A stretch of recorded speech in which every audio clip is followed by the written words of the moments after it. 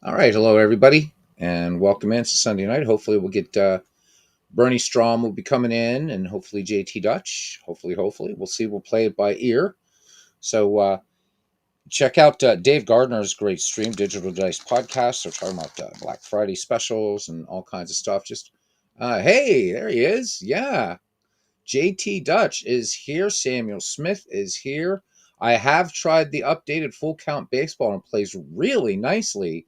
Samuel, really nicely, actually. It's not doing the goofy things, at least what I've seen thus far. I only played 2 games, but not, having a pinch hitter in the first or anything like that. I'm really liking it. I might even show that a little bit tonight, too, depending upon how things go. We'll see when Bernie comes in, and maybe we can get him to show off. He created a baseball game, apparently, using ChatGPT. You can play any team in history and stuff like that. So we'll see. This may or may not be about McGreevy. We definitely want to get JT Dutch on, since he's out there on the left coast and he's good and I'm good over here. So I didn't see the auto install. I just did the um I don't know. I just downloaded like the Windows thing, so maybe I'm missing something. Sam, I mean, it's playing for me. I mean, I'm not going to make it full screen here, but it's the usual. Wow, okay, it's really not liking this. There we go. Okay. So, I mean, I'm not going to make it big or anything, but it seems so. Maybe I'm missing something. Maybe I got the wrong file. But I've also noticed too with this, and let's go ahead and just exit out of this for now. Click on the website. There's a setup.exe version. All right, well, let me go there because lhgames.net download. Let me pull this over for you, and let me show you the one that I downloaded. So let's go here. And so what I set up was, or what I used was, oh, I see. So I should have done setup exe. So what's the difference? It's pretty much the same. I know I had to kind of mess around. I noticed too that for seasons now, you don't just do like for 1992, you actually type in 1992 now instead of 92, which makes a little bit more sense. You can up the delay between plays too, and the delay. So I increased it to 1.5 seconds. There's John DFW. Yeah, but I may try the setup exe. I know the pathing isn't fixed yet, so there's still a lot you cannot do in this game. But they killed a lot of bugs. They killed a lot of bugs. So guys, talking. Samuel and I are talking about full count baseball, which might be even something that we might want to think down the road for some other big community project. Because the pathing isn't working, I don't think yet you can really customize managers, or this would be actually something sort of fun and old school for the Ned McGreevy League. And since the game's free and it's every season in baseball history, you can't really beat it. John says he's putting together his Diamond Mine shopping list. It automatically installs the C drive. Oh, and installs the team and data folders. So, well, I did, but I had to sort of copy everything in like I did with the old ones. So I might try the setup.exe tomorrow, because then maybe that does allow the manager profiles and stuff like that. Because it'd be really fun, because you can program the managers or their tendencies, much like you can in Out of the Park Baseball, Action PC, Diamond Mine, Pure Sim, just about almost every baseball sim out there. So yeah. So John, what do you got? There's Bernie. Let me get him on here. Get Bernie on here. All right. So yeah, so guys, go to lhgames.net, and the newest updates. I found I was 2 updates behind it. Full Count Baseball is there. So for all the Black Friday stuff going on, which it is awesome, and certainly, boy, you can't beat a free, very very classic baseball game that going to cost you nothing, and really just a tiny bit of hard drive space. You can have your own ballparks in here now. Just don't let it put the data files into app data. Okay, well, as long as I can make sure it doesn't misbehave and do that, I'll make sure. But right now, it seems to be working pretty well. So let me just get these headphones on. So played a little bit more Strat today, which is really, really fun. There's Dwayne Martz. So we're filling up here, and let me invite my guest here, Mr. Bernie Strom. And let's regenerate that. Yep, regenerate. Yep, okay. And Dwayne, I'm using the dynamic camera or the dynamic scene, so thank you, man. You can see now my thing's really tiny there and stuff. So pretty cool. All right, we'll see how things work. All right, and let's get this link into the chat. Boom. There we go. So John says for Diamond Mine, he's thinking of 1919 or 1920, 1947, 57, 61, 71, 93. All good stuff. If I were to choose between 1919 or 1920, I would probably choose 1920. Yeah, I know. I think I just go to layers or whatever, and yeah. So I'll show you that I'm actually doing some learning on myself. Right. So boom, there we go, and there now it's hidden. So thank you. All this time I've been using EVM UX and didn't realize that I could do that. So that's really cool. I do want to get into the studio mode and work more with transitions and stuff like that. So hopefully this the link there will work for Bernie, and we'll see as it's there. And indeed it is. Bernie, I'm here. how you doing, buddy? Good. All right. All right. So you were talking about that. Should we talk about McGreevy first, or should we talk about your Chat GPT game? What do you want to do? Let's talk about McGreevy first. Let's talk about Ned McGreevy. All right. So let's make you a bit larger here. Now, we got to, because it's Bernie, man. All right. Well, actually, I guess we don't need to make Bernie large yet. We're going to do that when he shares his screen. So, Bernie, I'm just going to make you real small here, but just so I remember that you're there. Okay, cool. All right. So, McGreevy League. So, Bernie and I have been doing a lot of talking about sort of what we want to do with this. And it seems to me, and again, if you guys have some other suggestions for maybe baseball games we can use, we used Action PC Baseball for the first McGreevy League. Hey, there's Larry. He says, have you ever tried importing a player in out of the park baseball? If the software confirms it is imported, but the search, no, I've never had that happen actually. So I would have to sort of see if you can remember a player that you tried to import. Maybe we can give that a go. I've never had trouble importing. And in fact, what I'm thinking of doing here, well, let's back up and we'll get into that question a little bit more deeply. Is this so with out of the park baseball? The reason why I was thinking about using this one as opposed to any of the other baseball sims is this is the only one that has the player development lab, and I really like that. And I'm hoping that maybe that will get people a little bit more like involved with their teams should they want to. So let's say, for instance, you've drafted Eddie Collins, but Eddie Collins might not be performing to where you want to be, or you want to improve on one of Eddie Collins' strength, going down the stretch and whatever. And of course, it moves from season to season. So the idea of the McGreevy League is to kind of to play it in career mode, which is really out of the park.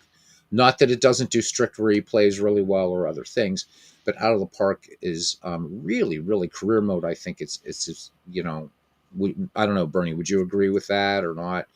I think it is. I think it's really built best for career mode. I think it's better. Right.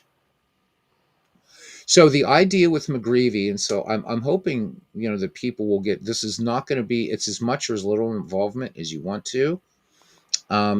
Again, the idea of this. Hey, how about that? 153-year-old native of Ireland will be at the helm of the Pittsburgh Pirates.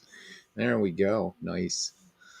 So the thing with By the way, Beatles, I'm hearing an echo of my voice. Is there a reason for that, you think?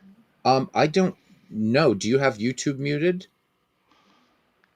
Do I have YouTube muted? Probably not. So, Shakist, Parallel League, he says, is this the Festivus chat, the area of the McGrievances? Well done. So John DFW was suggesting, and this could be another idea, Action PC with alternate reality mode. That was so there's I'm the only one not hearing echo. That's really weird. Dwayne, do you have any ideas why there might be echoes? Because there's none on my end at all. Yeah. So Dwayne, I'm wondering how do I get rid of this? I don't know because there's not everything's coming through my headphones, so I'm not getting any feedback on my end. Tell you what I want you to do. I'm going to shut down YouTube. I want you to send me that link in the And on Messenger. on Messenger, and I'll just hook up there. Okay, let's give that one a go. Okay. All right, guys, let me get this set up here for Bernie and get him back on here. Okay, my guest. Yeah, you came. Yeah, and when you came back in, the that echo was dead. So let's see if this works. That's the only thing that's been bizarre with this EVMUX. I don't know, Dwayne, if you've had people on your broadcast since you've been using that. Oops. But all right, let's see how this works. We can get Bernie in here, and then we'll talk about John's idea as well. I'm going to leave this up for a minute to see if Bernie makes back in. Would say to infinity and beyond with that echo. In fact, yeah, it was that bad, huh? Wow. I don't know why that is. It shouldn't, but so bizarre. Never, ever, ever had this issue with StreamYard, but StreamYard is so just not with this. So let's give Bernie a minute to try to come back here. So we have our little ticker running down here. This is that Myths League, which I have a kind of an idea of what we could do with this. So, but we'll talk about that. Is maybe using this as a draft pool for the McGreevy League, since everybody's in here too. So we'll see. I'm going to wait and see if Bernie gives me a little whatever here. All right. So now batting. So am I echoing too? I shouldn't be echoing at all. Because there's literally yeah, Larry. I mean, you definitely can do. Yeah, please do. If you can just give me an idea. Okay, so I'm not. Thanks, JT. Yeah, of course you can. This is, and we can even try to deal with it on here as well. So whatever you feel best. Okay, so no echo on my end. All right. So John brought up the idea of alternate reality mode in Action PC Baseball. So Steve Tate had wanted to do that with the first Shanks League. So that was the league that kind of grew out of an idea by Todd B. and it grew out of the McGreevy League. But there were a number of people that were a little bit afraid of the alternate reality mode, so we didn't do it. But I do like the possibility of doing it. Tell Bernie to stop using his echo dots. Parallel League. So that could be a possibility. We'll kind of maybe gauge and see where the community will be with this. And this EV Mux is a little different. Okay. But I'm still hearing an echo. I don't understand. There's like no audio settings I can really. Let me see. Well, you don't have a mic. You don't have a headset on, do you? Yes, I do. Oh, well, then I'm hearing it through your mic. I have no idea. Yeah, this is really weird. But I am not. I am not on YouTube or anything. This is the only thing I have open. Let me just look at these settings here for audio. If you're requesting their settings for the first time, they'll need to approve access to their settings. Ask them to read the on-screen message. Okay. Echo cancellation. I have says not recommended while using headphones, which doesn't make any sense. Let me see. Auto gain control, background noise reduction. Hey, brother Jack Dawson. So I'm not really sure what else to to change here. This is really, really weird. So your audio is an iPad or AL Lush, I guess. Yeah, One. I'm on the iPad. Okay, you're on the iPad because you're coming through strong, but I I have echo cancellation on. So if I turn that off, I'll just upgrade your plan. It's the only thing Well, about as I this. speak, I Yeah. hear myself speaking. Does anybody else hear my voice as an echo?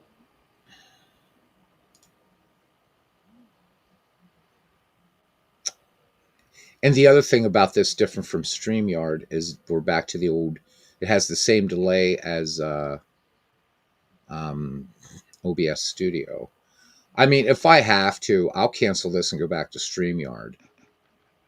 So yeah, everybody's getting echo. And let me see something. No, Bernie is not in the studio twice. He is not. There's just one instance. Dwayne, yeah. There's just as much I really love this thing, but for wow, for this, I don't know.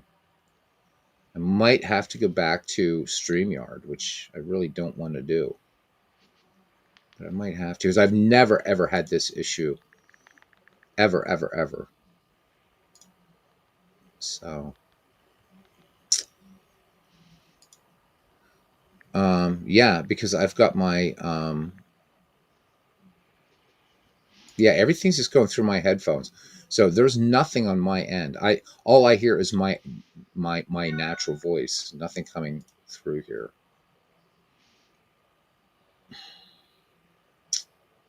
This is so weird.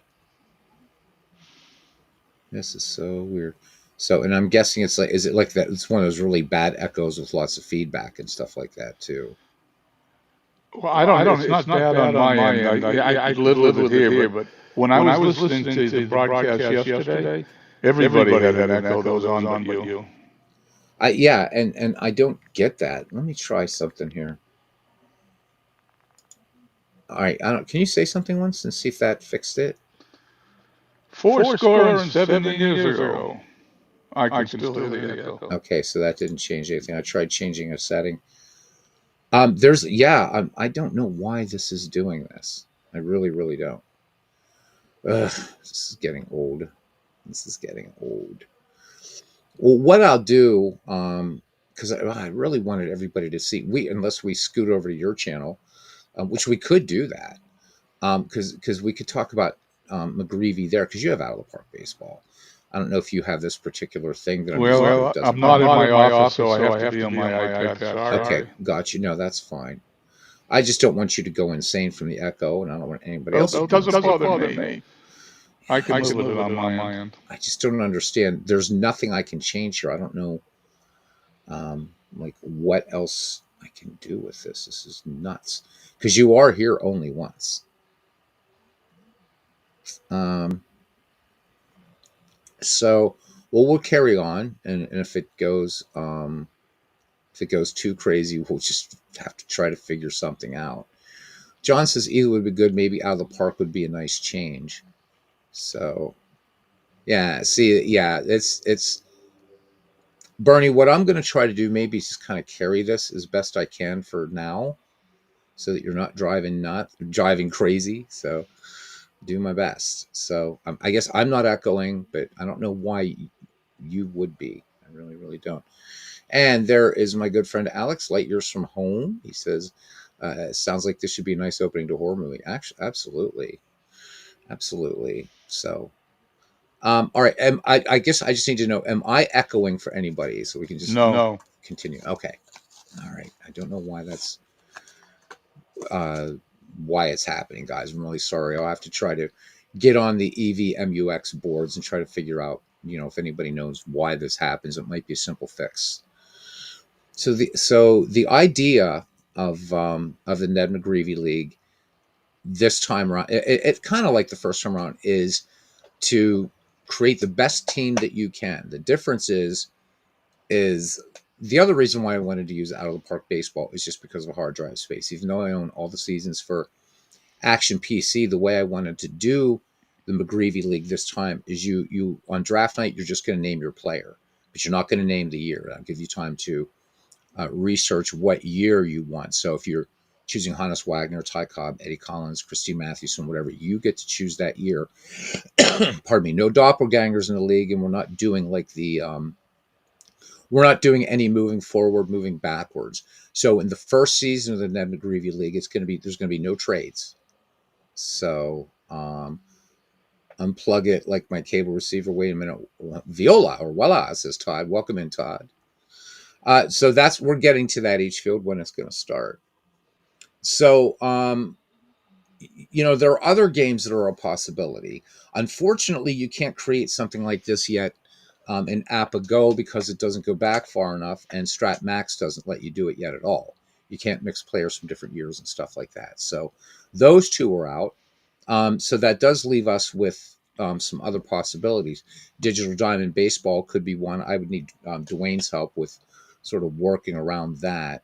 But again, with a ton of other baseball games that have all these players, Diamond Mine being another one, the player development lab really, really intrigues me because during the season, you could put a player into the player development lab, and then in the off season, after after the season is done, then we can open up trading and decide what trading rules might be. So if you want to try to develop players, maybe you're lacking pitching and you want to put somebody on the block or whatever. There's not going to be any limit to I know in the first Shanks League they had like a Hall of Famer. There's not going to be any limit in this.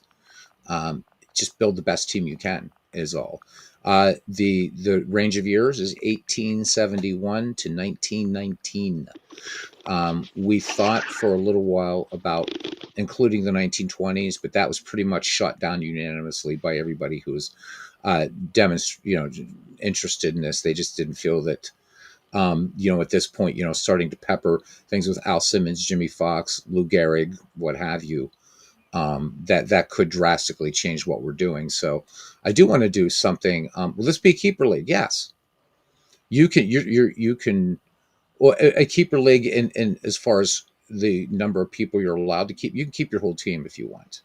So this is really kind of a very, very different in that if you feel that you're happy with your team going forward into season two, just keep everybody you have. If you want to trade, you can. There's no limited. You want to trade your whole team away if there's somebody crazy enough to do that. Yeah. So you could pick good and young players. You could pick And again, I mean, we're not going to advance years in terms of. I mean, there is going to be a career mode, so you do have to think about that. But the player development lab really kind of changes things up. So you could be getting to the end of somebody's career, but using the player development lab and out of the park baseball, you could kind of extend things a little bit. So that would be something to think about. I wish other games had it. This is something that's really groundbreaking for baseball sims that out of the park baseball has. And I don't know if you guys have never seen it. Let me show it to you really, really quickly. So if we go to our home screen and let's just pick somebody that's not going to need to be. So let's say we got Pie Trainer, right? So if we go to Pie Trainer here and we go to development, so how this works is really, really cool, which is why I think this would be really fun for not only for learning players, but maybe developing players, even some of these great players beyond. So we see right now here that the Pie Trainer, right? His ratings for he's a little below average. Excellent contact hitter, though.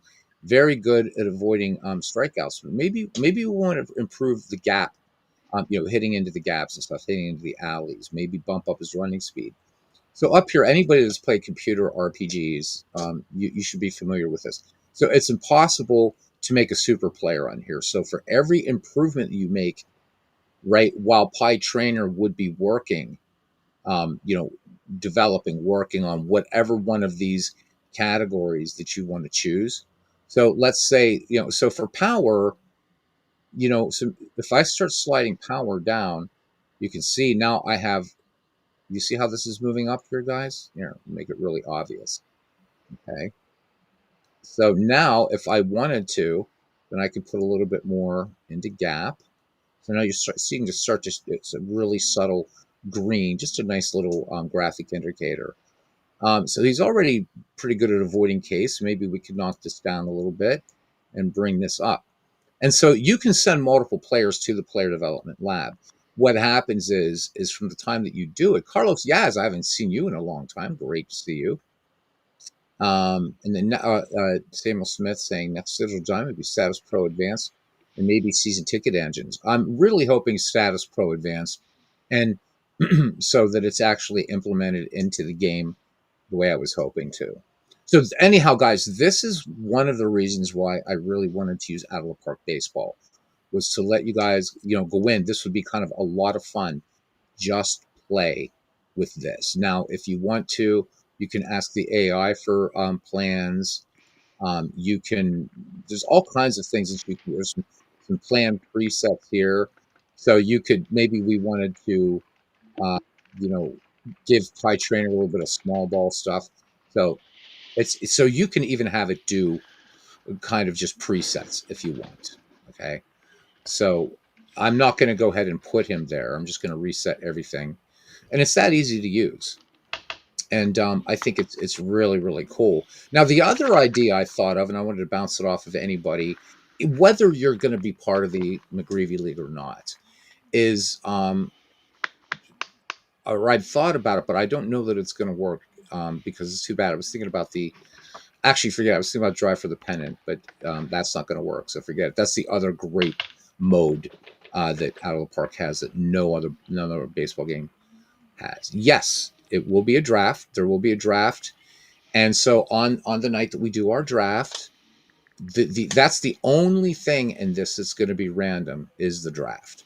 So let's say we'll be lucky. I think if we get 10 managers, I'm really hoping we do. I think that'd be a lot of fun. So they're just everybody just be assigned, right? It would just come out. Everybody would have a number, and we would just set up that draft order, and that's it. And so you really have enough great players, very good players, and what have you, between 1871 and 1919. When we did the first McGreevy, that was not a problem. And we did that in Action PC Baseball using the Baseball History Collection. But I think doing it this way by choosing the season, and you won't choose the season the night. No, so you're not going to. You can, if you have the game, and you don't need Out of the Park Baseball to be part of this. But if you do have Out of the Park Baseball, I'll send out quick starts to every manager after everything is set up, and then great way to test your teams and stuff, and then say, hey, I want to I want to do this with a certain player, do that with a certain player is how it will work. So, but Bernie and I, this is the part we've got to figure out. It was easy with Action PC Baseball. We've got to figure this out with Out of the Park Baseball. Some of the games are going to be on this channel. Some of the games will be on Bernie's channel, and it'll be a lot of fun. So the idea is very, very, very basically random rookie years. No, there is not. That'd be a great idea, but no, not going to be random rookie years. So all right, we'll do a mock draft. So let's just say that Alex. And by the way, guys, subscribe to that channel, Light Years from Home. Fantastic channel. It's not a baseball channel, but it's probably one of the most beautiful things you'll ever experience. He's a very dear friend of mine. He's a paisano, and he does incredible things with the most amazing simulation you've ever seen of the known universe called Space Engine. So check it out. It's the writing is compelling. His I'm sorry, just have to go off and do a little public service here for a moment for my friend Alex. And we will get to the date for a draft, definitely, guys. But anyhow, all the premises that Alex sets up. So it's not just your staring, which it's beautiful, but so much more. And I was very honored to do writing for one of his videos, which was really amazing. And I hope I get a chance to do that again. All right. So here's the idea. Let's say, we'll just say H Field '07 is up. Okay. So let's say he's starting the draft, right? He's got the first round draft pick. All he would do at this point is name a player. So H Field, go ahead. Pick a player from 1871 to 1919. Not the year, though. not the year. Because again, the idea of this is to just build the most powerful team you think you can build doing your research, whether it's baseball almanac, baseball reference, any big old baseball book you have, a retro sheet, anything like that. So I just want to show you. Okay, so now that's cool. All right, so Walter Johnson, oof, what a great number one pick. Now on draft night, what he doesn't tell anybody, including me, is what year he wants for Walter Johnson. Okay. Now, one of the obvious choices for Walter Johnson, but so dominant, perhaps the most dominant pitcher in baseball history, 1913 is certainly a great candidate year for Walter Johnson. All right, so he's picked Walter Johnson, and so no, we are not going beyond 1919. This was a few months ago, John, and I had floated the idea of adding in the 1920s, and people pretty much shot it down. So I'd like to come up with a project that would include, because 1920s baseball is really good. It's a great transitional decade, which is one of the reasons why I think the 1920 season is a lot of fun, because you have the introduction of live ball in 1920, but it's still very much dead ball tactics going on, except for Babe Ruth, who hit what Bernie. And I know you're going to echo. I'm sorry, guy. Oh man, this drives me nuts. But I know I think he had more home runs in 1920 than the American League. So there we go. Yeah, you still get the Babe. Yeah, you still get Babe Ruth as a great pitcher, and if you get Babe Ruth in a certain year where he hit 29 home runs with the Boston Red Sox, so let's say then, yeah, 15. Okay, so in 1920, there you go. That pretty does it. So you pick the same player, right? Well, yeah. So there's not going to be. So Walter Johnson now would be off the table. So H Field has selected Walter Johnson. So nobody else can pick Walter Johnson. And the other thing, for players like Babe Ruth, Walter Johnson, Rogers Hornsby that crossed into live ball, the only real rule as far as years or seasons is you cannot pick like 1926 Rogers Hornsby. You can't do that. Or you can't pick, for instance, 1920 Babe Ruth. If you take Babe Ruth, that's when he was with the Red Sox and was a pitcher. And in that final year, also an outfielder, the final 2 years. So I think, didn't they start him also on his off days? I think in 1918, Babe Ruth was playing the outfield on days that he wasn't pitching. So then what we do is then after everybody's, and the draft will go really quickly that way.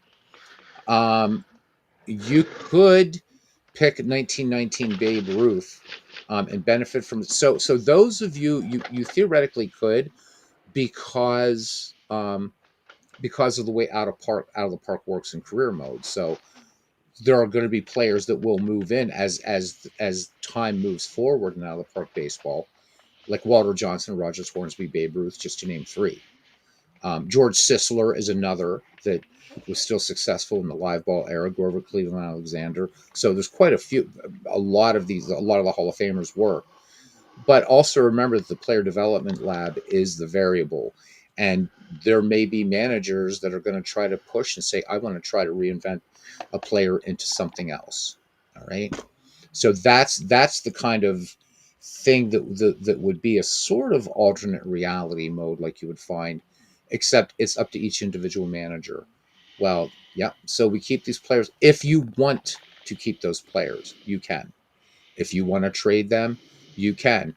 And so maybe you want to trade, right? Somebody else has 1910 Eddie Collins, and you have. I'm really just picking things off, right? I don't know why you would do it, but you would have 1915 Grover Cleveland Alexander. Maybe you have a really good pitching staff that you want to trade, and you want to get, you want to get that Eddie Collins. You can do that. That's fine. No, there's no need to say sorry. There's no need to say sorry. So this is going to be a little bit more creative. God knows how it's going to work out. I think it'll be fun. I hope it'll be fun. So anyhow, 2 weeks from draft night, approximately, after you've done your research, it may not even take 2 weeks. For as smart as everybody is in this family, in this community, we'll set a night then, and then that's going to be a surprise for everybody, except me.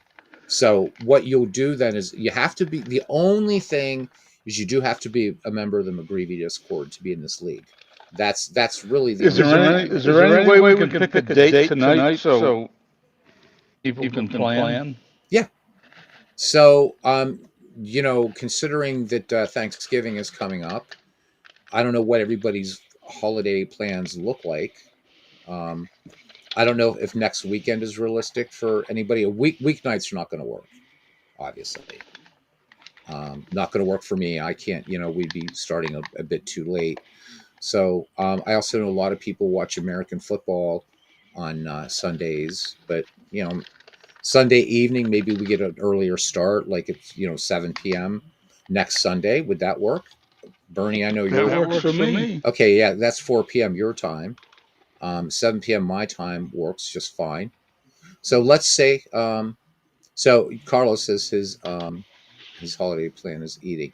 Each facility they just start with their career potential, but let the game engine take over players each season, reset to that season's ratings next in their progression. Well, that's what we've got to. That's what we've got to figure out. What I would like to do is to really, really put the player development lab through its paces to see how that works from year to year. So we could come to a consensus on that and see what people would like to do. Since we are doing this in here, if we were doing this in another baseball game, we would pretty much be done because we'd be like, okay, we're just going to draft next week. How many years? 1871. So the original McGreevy League went back to 1880 because Action PC only goes back to 1880. It's funny to say only, but there you go. But this baseball game goes back to 1871. So we've expanded it from 1871. Yeah.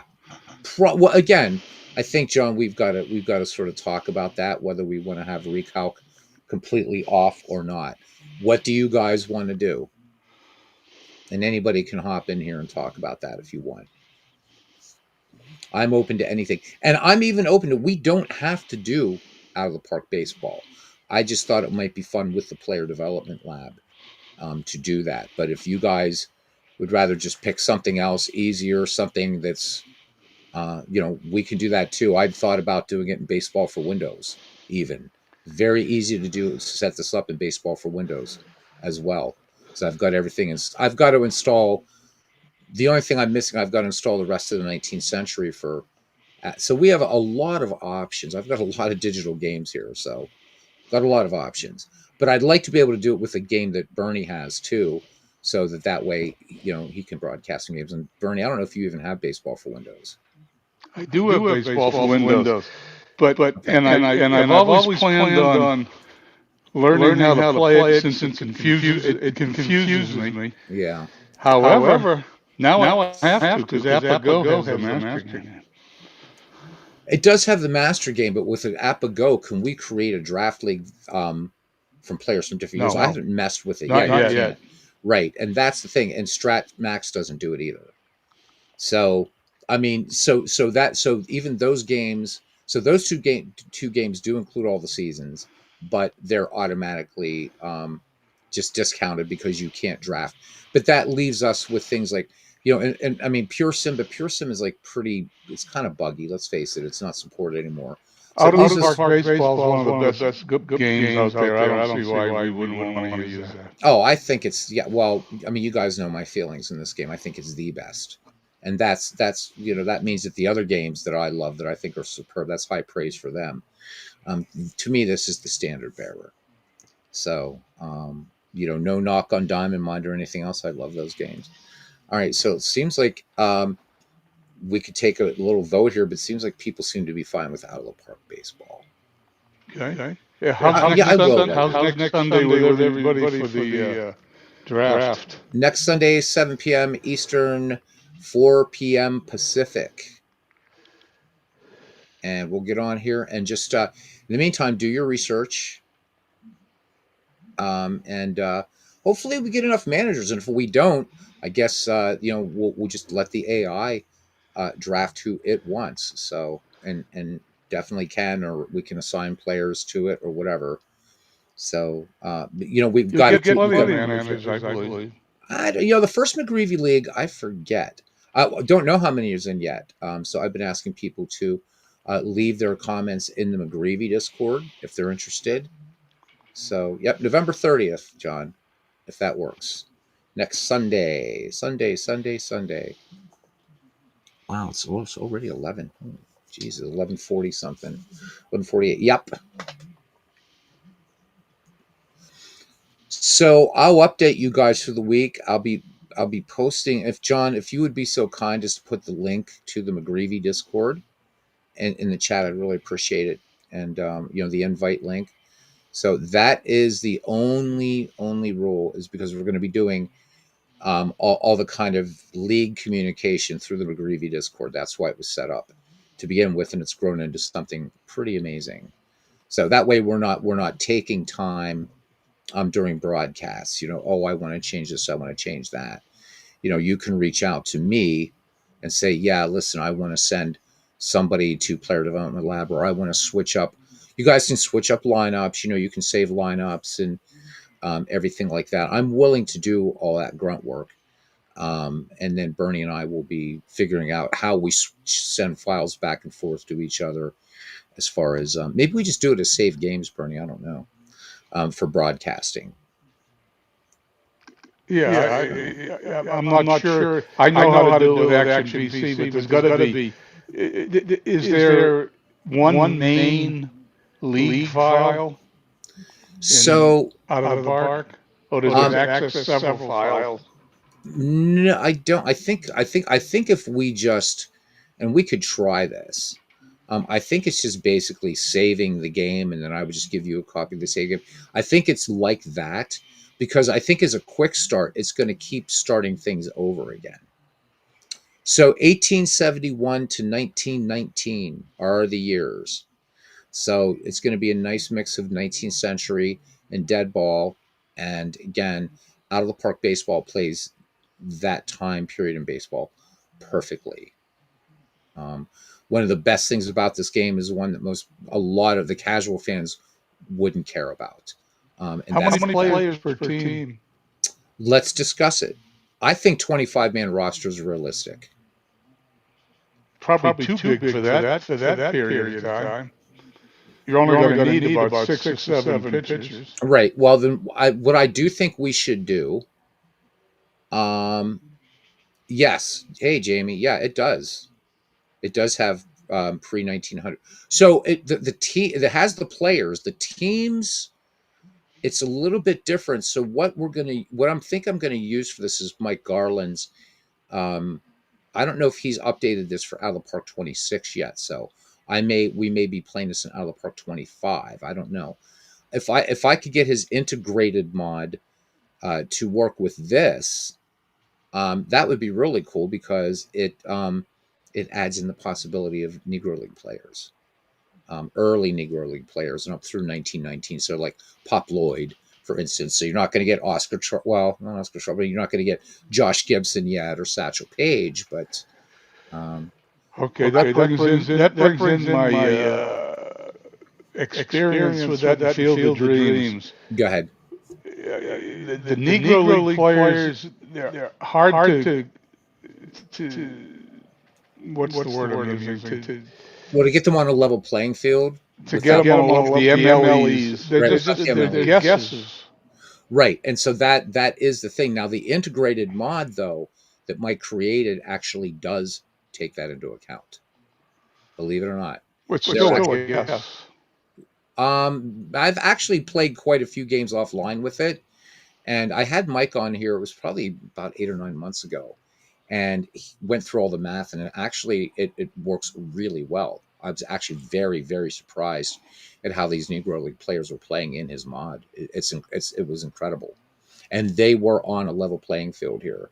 So he did a lot of work. But I know that the last time I had any communication with him, he said, in the base game, 100 or so players in the base game now with the MLEs done. So Mike went ahead and did all this stuff, and this crazy mod, but that was for Out of the Park 25. Now they've made some significant changes, and he said he was going to be working on getting it into Out of the Park 26, but I haven't seen anything yet that says it's ready to go in here. So if that's the case, we just won't use them. I mean, it's just that's fair enough. Should we go? Should we have a sign up on the McGreevy Discord for people who are gonna one-on-one teams? Yes, please do. So that is the idea. So Where do you want us to? Where do you want us to well, post it? let me go into the Discord here and let's see what John has set up.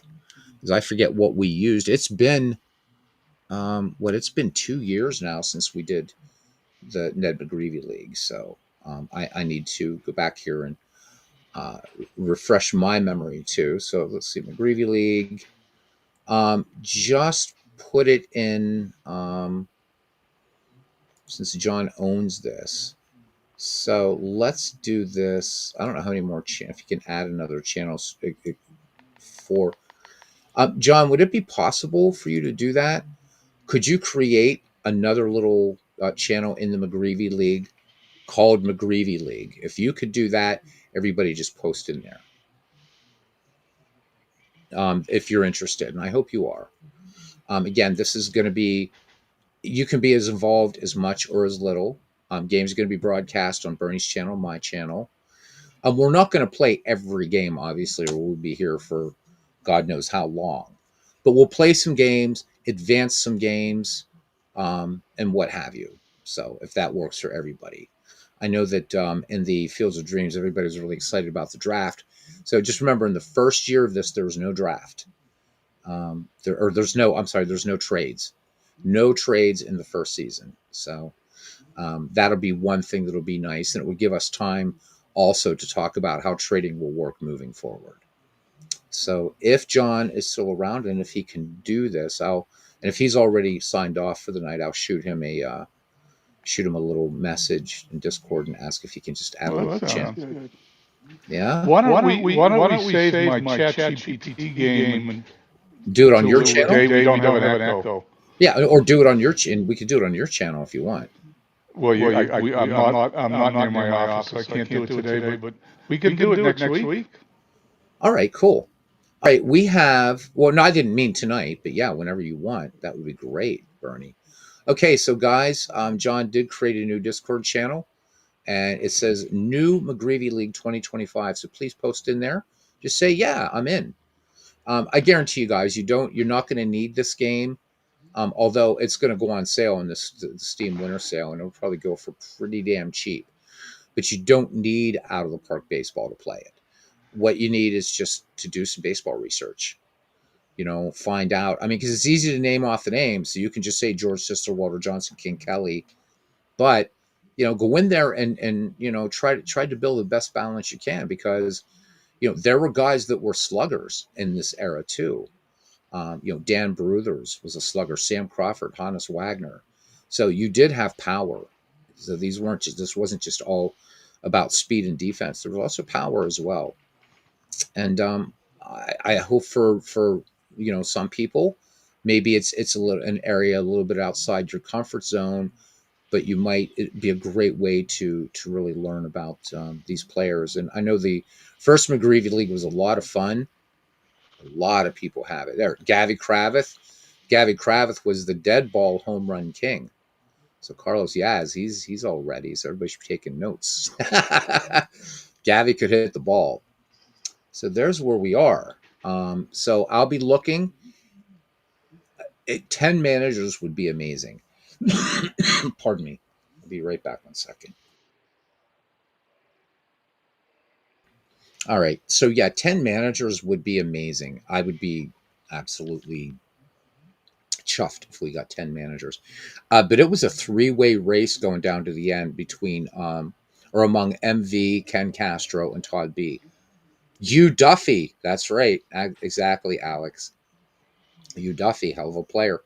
So the only difference between this and the original McGreevy League, we just had one league. So the only excitement that there really, really was just that pennant race going down the stretch. And then I think we did do a little World Series between the first and second place team. But this time, I'd like to have Harry Stovey. There you go. I'd like to actually do it in two leagues, so like a National and American League type thing or whatever. And then the best team from each league meets in the World Series. No playoffs, no wild cards, no silly stuff like that. We'll be very purist in that. So we'll be thinking like, okay, 1903, right? The Boston and Pittsburgh meet in the first modern World Series. So, but no other baseball shenanigans, no designated hitter, no Otani rule or whatever. Just old timey baseball, fast and crazy. And the other thing too is having not only Mike Silva's ballparks, but also I have some other ballparks here for some other creators. There was somebody that did a bunch of 19th century baseball parks as well. So if you want, if you and Mike did some too. So I mean, if you want the South End grounds, we've got them. Or you want Cincinnati's Palace of the Fans, whatever. What run environment will we be using? What year's stat totals? So I'm thinking that we're probably going to normalize this if that's what we're talking about. Um, we could try it now. We could try it now. And let's see. I'm going to use this. I'm going to use this league that's already set up to see if we can just import. Best way to contact me, Larry, is just on the Ned McGreevy Discord. So I'm Beatles Eternally on there. So just please join. And that's probably the best way to reach me. Email, not so good. I mean, if you're on, if you're on Facebook, you could friend me on Facebook. We could do that if you want. Those are the two best ways. Email, things tend to get lost with me because I have too many email accounts. One for my magic business and stuff like that. So let's see.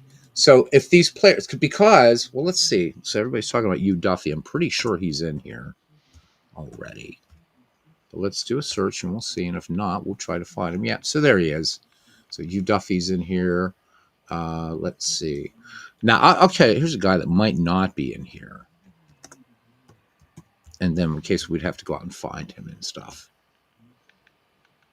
Okay, so yeah, so Albert Goodwill, if that's what he's going by, he's not in here, so I would have to import him. So all I have to do, guys, is create. Okay, so the access.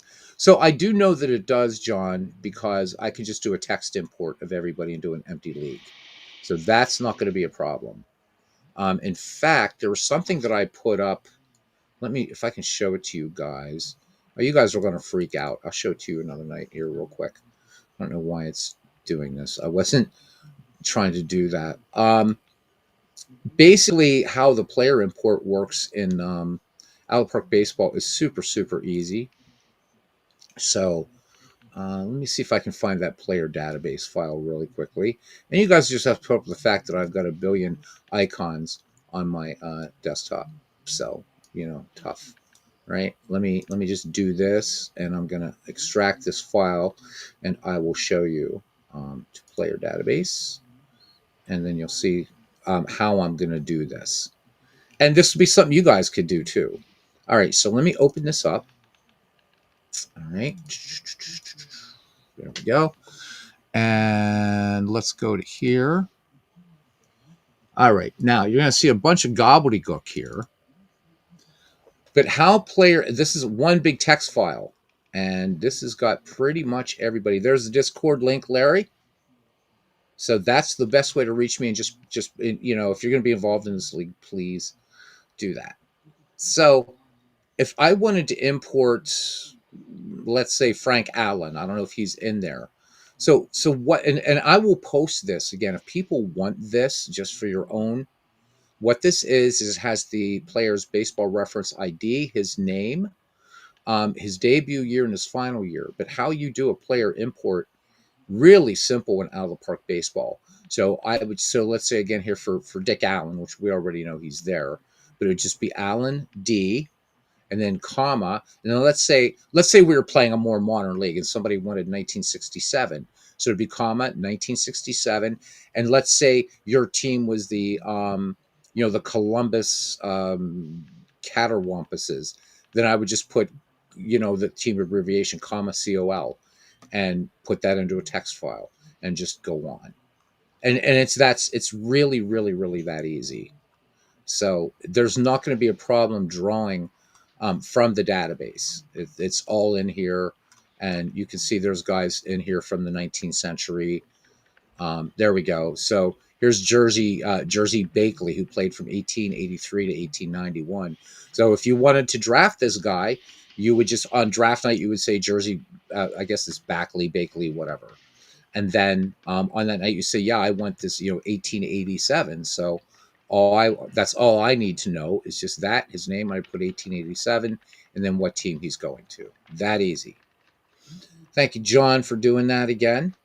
So that hopefully should answer the question. And if anybody wants this, I'll be glad to put it up there. There's I can give it to you in X or Microsoft Excel, or just that regular. I just like working from the text files, but there it is. And I don't know who created this. Whoever did, I found this on the Out of the Park boards forever ago, and this has been just a constant great utility to use.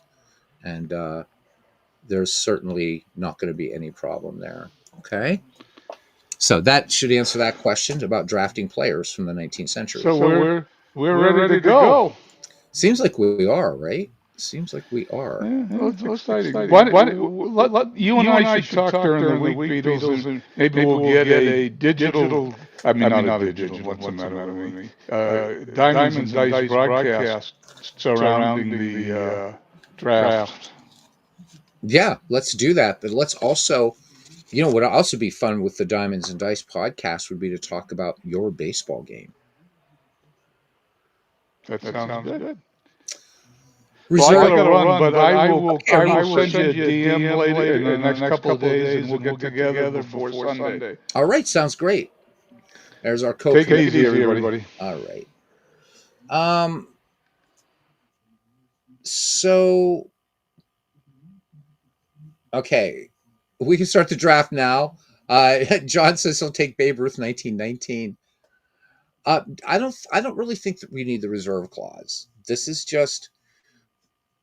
So in other words, like in the other leagues that we've done, you like the other leagues, like you were only allowed to keep a certain number of players. So we're not using any financial model in this at all. That's the part of Out of the Park baseball I never, ever, ever touch. I don't really care about that. I never play it. So yeah, injuries will be turned off.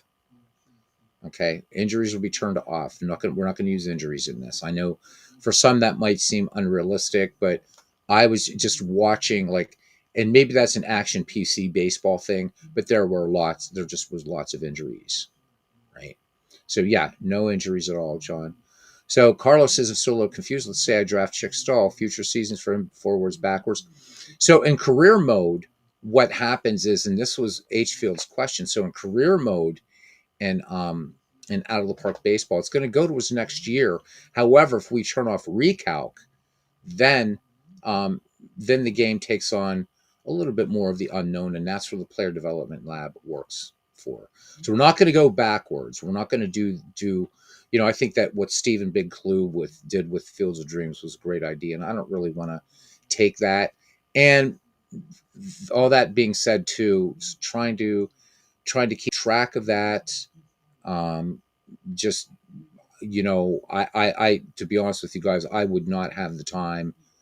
I would have to be a full-time YouTuber doing this, and let's face it, a baseball channel is never going to get to be that big. So, yeah, and catch them young. If you want to catch these guys as rookies, again, the basic idea is this: just build the best team you can. I don't know how many seasons this will run. We might not even get enough interest for the first season, just because, and largely because of the time period. I think if I were, to be honest with you, if I were saying, okay, we're going to do a draft league encompassing 1970 to 1999, we would probably get a ton of people.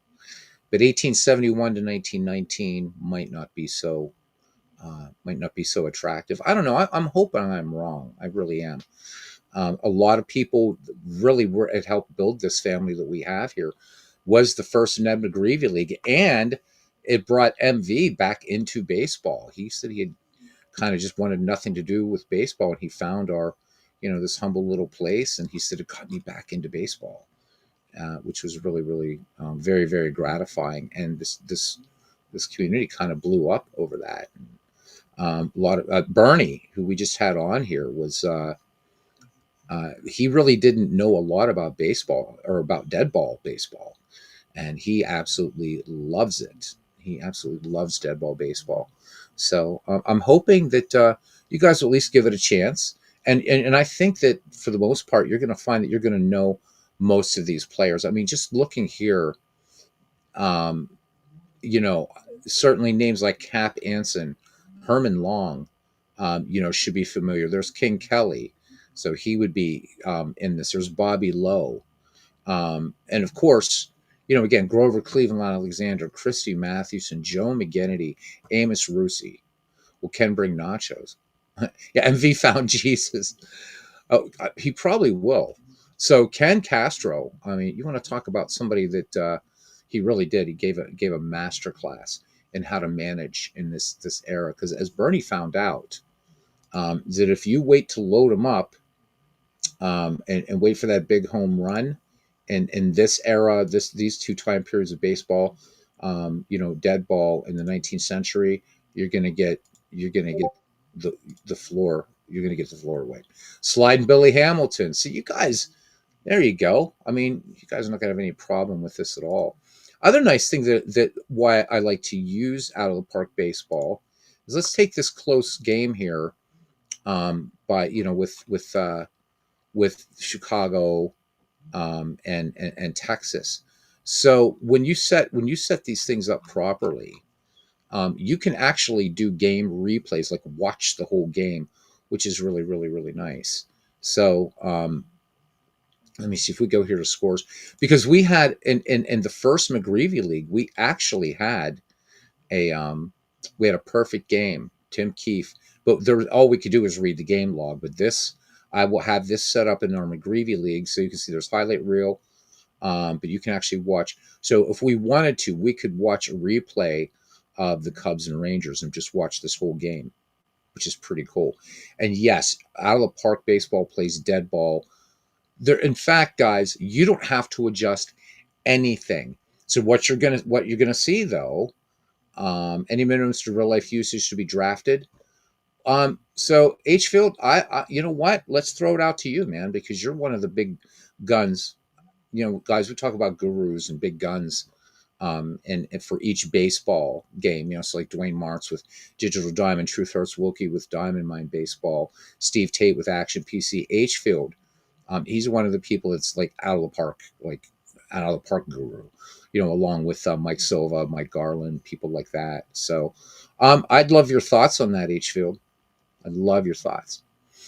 But and again, we got a 6-second delay here. So what John says is right. In fact, guys, if I were to start a dead ball season and let it even play through right now while we're talking, I don't have to change a thing. And it plays so well, and the proper tactics. You will see things like cleanup hitters bunting, things like that. It plays 19th century and dead ball super, super, super well. I do expect a lot of errors. You got to remember that for most of the 19th century, they weren't wearing gloves yet, so field conditions were bad. Even in the dead ball era, there were just lots of errors. So do expect that. And for some people, this might be a little bit of a change. But the nice thing about dead ball baseball is it was a faster game. The average dead ball game was like an hour and a half. It was a fast game, and a lot more risk. Definitely a lot more risk. So I would see Ken Castro during our Ned McGreevy League attempt a double steal with 2 outs. So things like that, and that was what they did. That was what they did. Now with Action PC Baseball does something unique that out of the park baseball doesn't. And I would say, I don't know if you guys have ever tried this or not, but if you wanted, and again, I think there's only 3 of us in the community that are really into 19th century baseball, and I think Ken Castro he's like the man. But if you play action PC baseball, if you play pitch by pitch, and let's say you're playing in 1885, it will actually adapt to the rules, the ball strike rules of that season. So a little tip for you, but you have to play it in pitch by pitch mode in action PC, and then you actually have to, it's like whatever. 1 year it was like 8 balls for a walk or something like that. John says, I say use the out of the park default settings, which adjusts for players with less than exit bats and less than exit innings pitch. All right. I'm open to any suggestions. Hfield says he's going for Rabbit Moranville's glove. Great defensive shortstop. A lot of people knock him for being in the Hall of Fame, but he was a hell of a shortstop. He wasn't Hannes Wagner. Wasn't even, but he was more like a Dave Beauty Bancroft, although Bancroft, I think, a better hitter. But Moranville was excellent. And defense is going to be really, really important. The Rabbit was good, says Carlos Yaz. I like to drink after the games. JT, are you still here? I wonder if we can get you on here without the echo.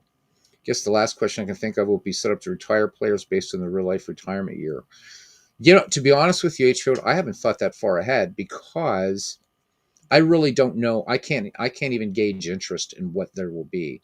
If there will be 10 managers in here, I'll be really, really excited. JT, I don't know. We can try and see if you echo. I don't know what the echo crap is going on here with this thing. Because I'd love to have you on just to talk some baseball.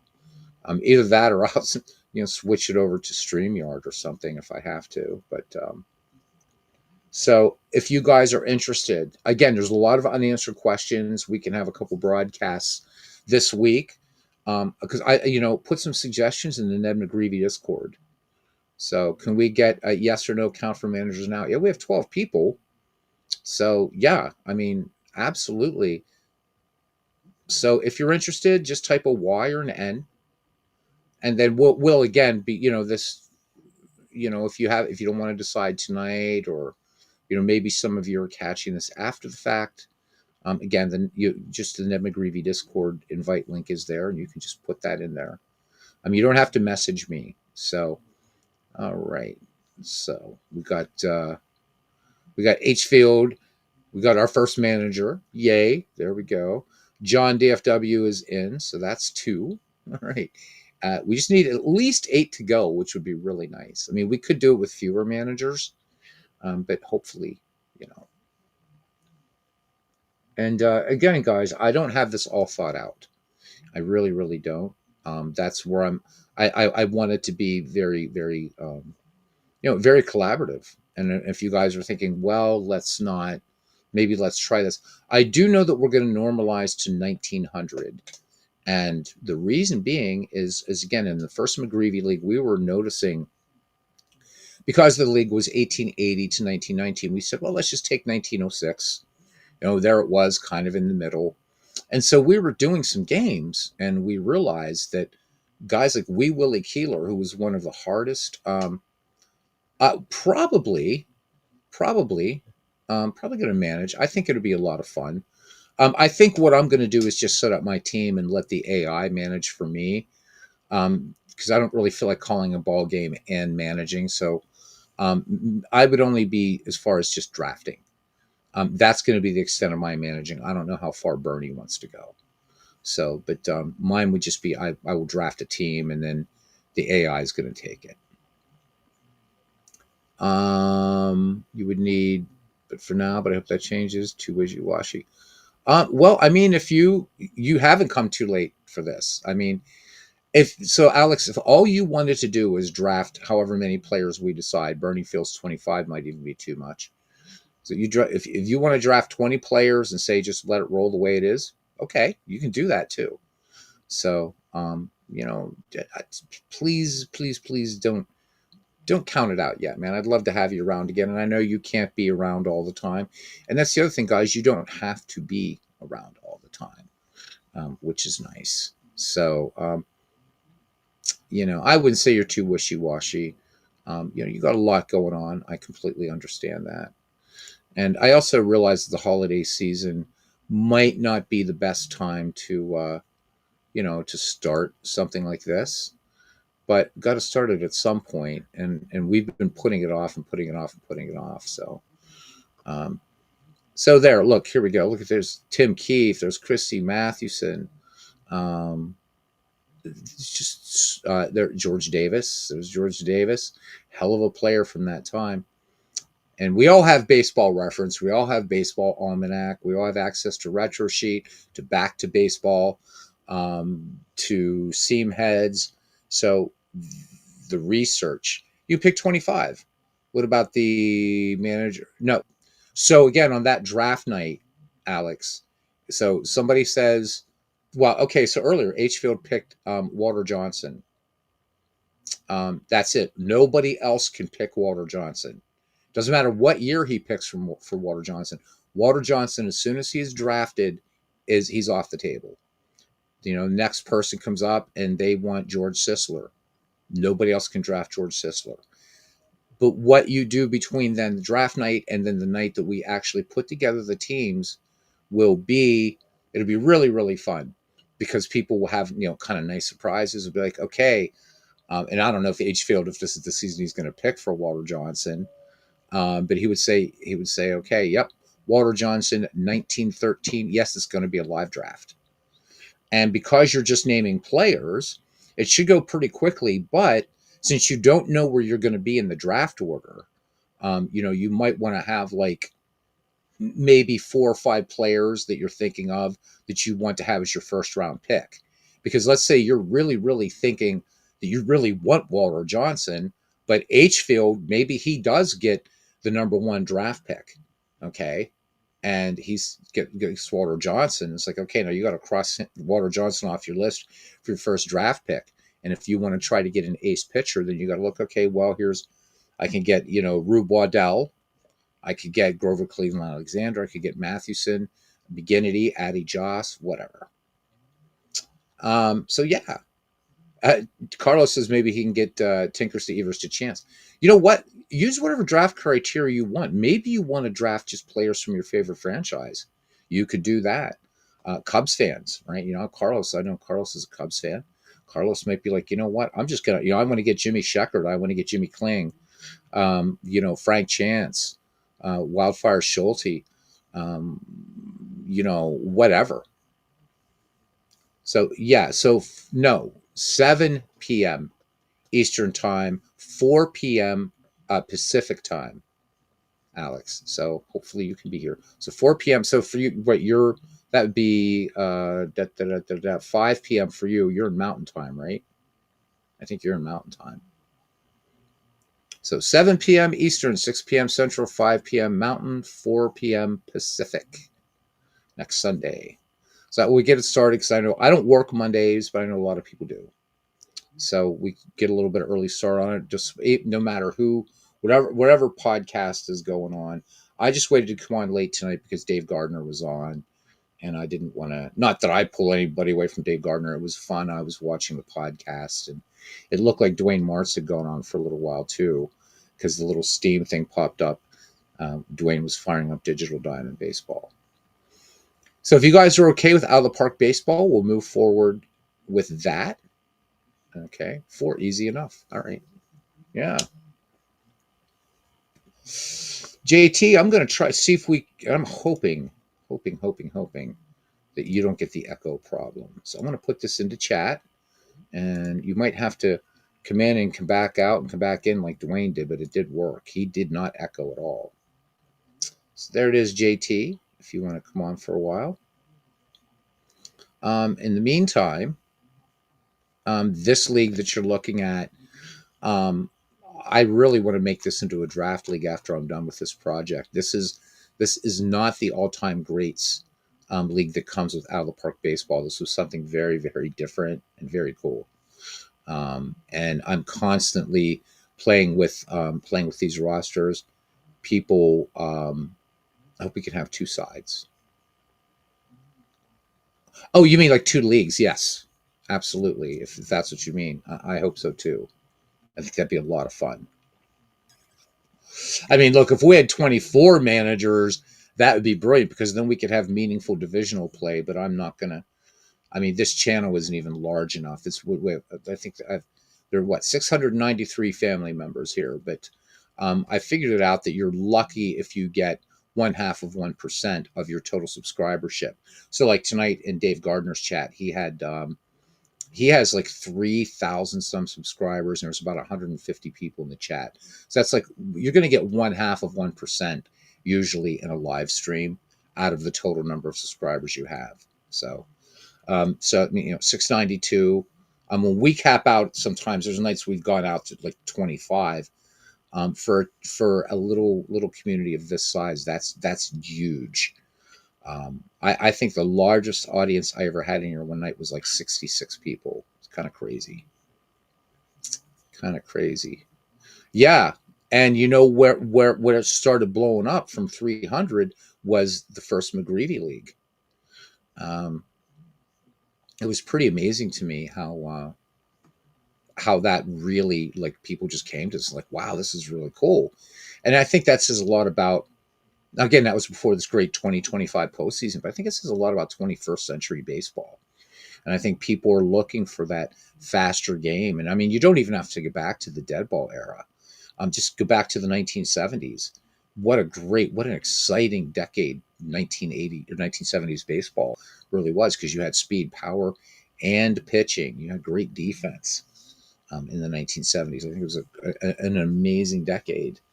And I think people are looking for that. I mean, I don't see a lot of guys in our community anywhere. I don't care, Sports Time Machine, RJO Network, Dwayne Martz, any of these guys, and of course yours truly. I've not seen any of us do a lot of like 21st century projects. Dwayne might be the first one if he ever does. He might be somebody that might do 2025. I don't know. You'll probably never see that on here. I can just watch it, or listen to it, whatever. I still want to go back and do all these weird projects that I'd like to do. But look, somebody could have this guy. He's pretty damn good.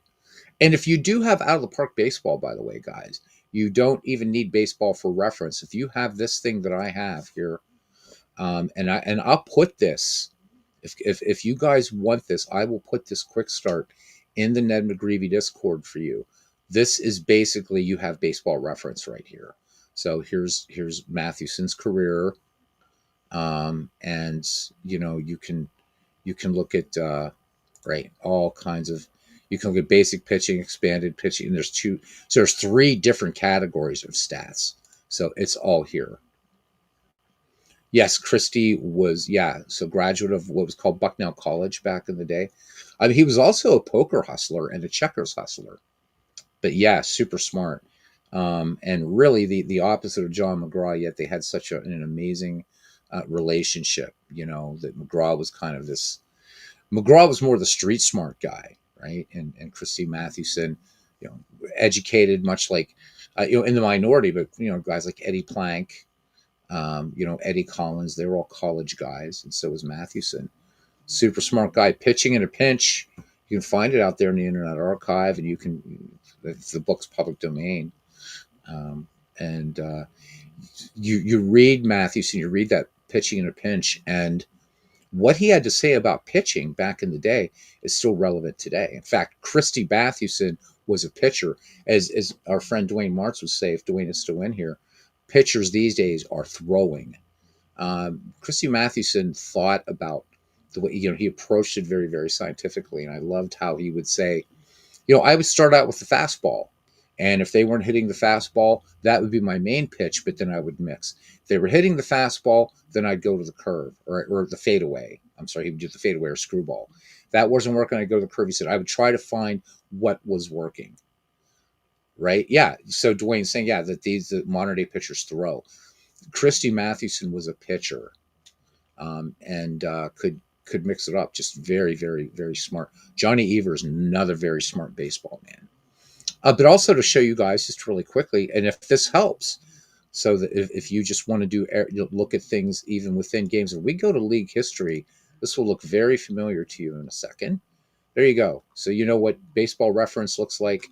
Well, there it is. Baseball reference is really here. This is it.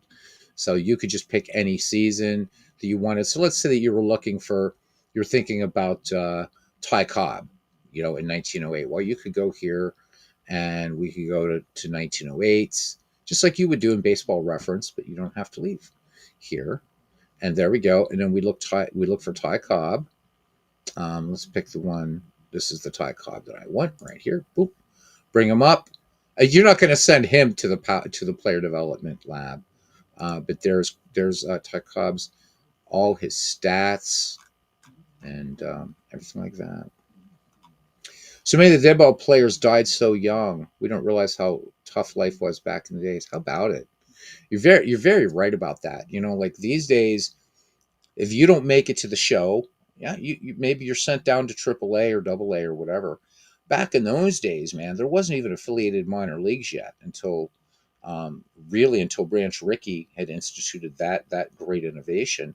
You might be playing Class D ball, semi-pro, or something out in Idaho, or you were going back to digging ditches. And yeah, it was very, very tough. And you even look at pictures of these guys.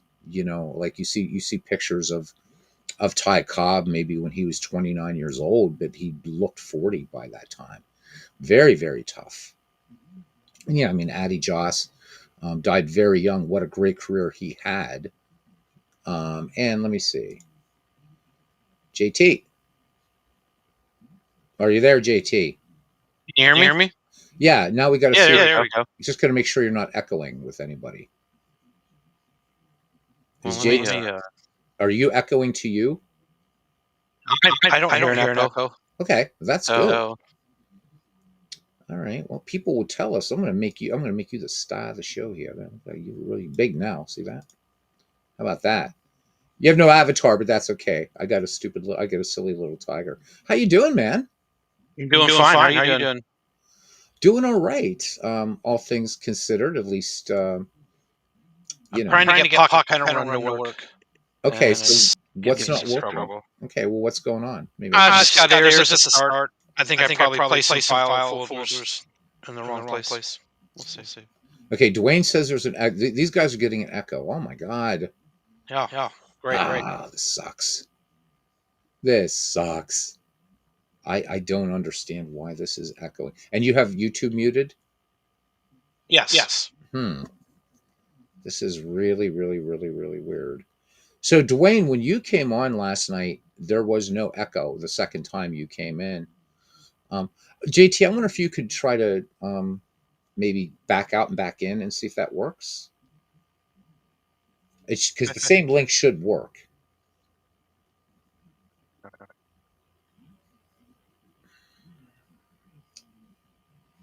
This is driving me to distraction. Let me go to studio mode once and let me see if there was something in studio mode that did something.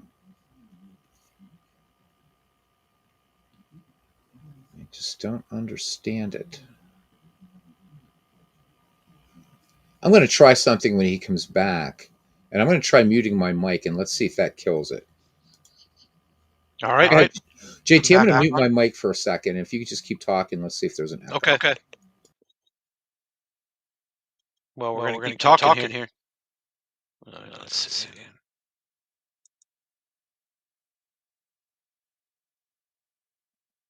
Not sure if I'm echoing still. If I am, I'll just turn it off because that drives me crazy.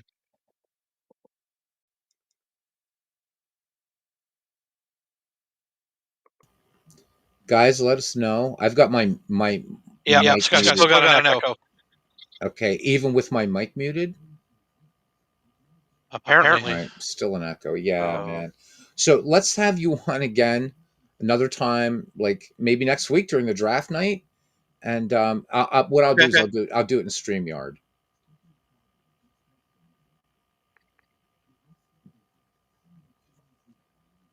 All right. Well, guys, I was really looking forward to having JT. It's been such a long time since we've had him on here, and I see that, man. I was so excited about having you on. This is just I've got to figure out why it's doing this. It shouldn't. It shouldn't do this because there's no different there's no different. I'm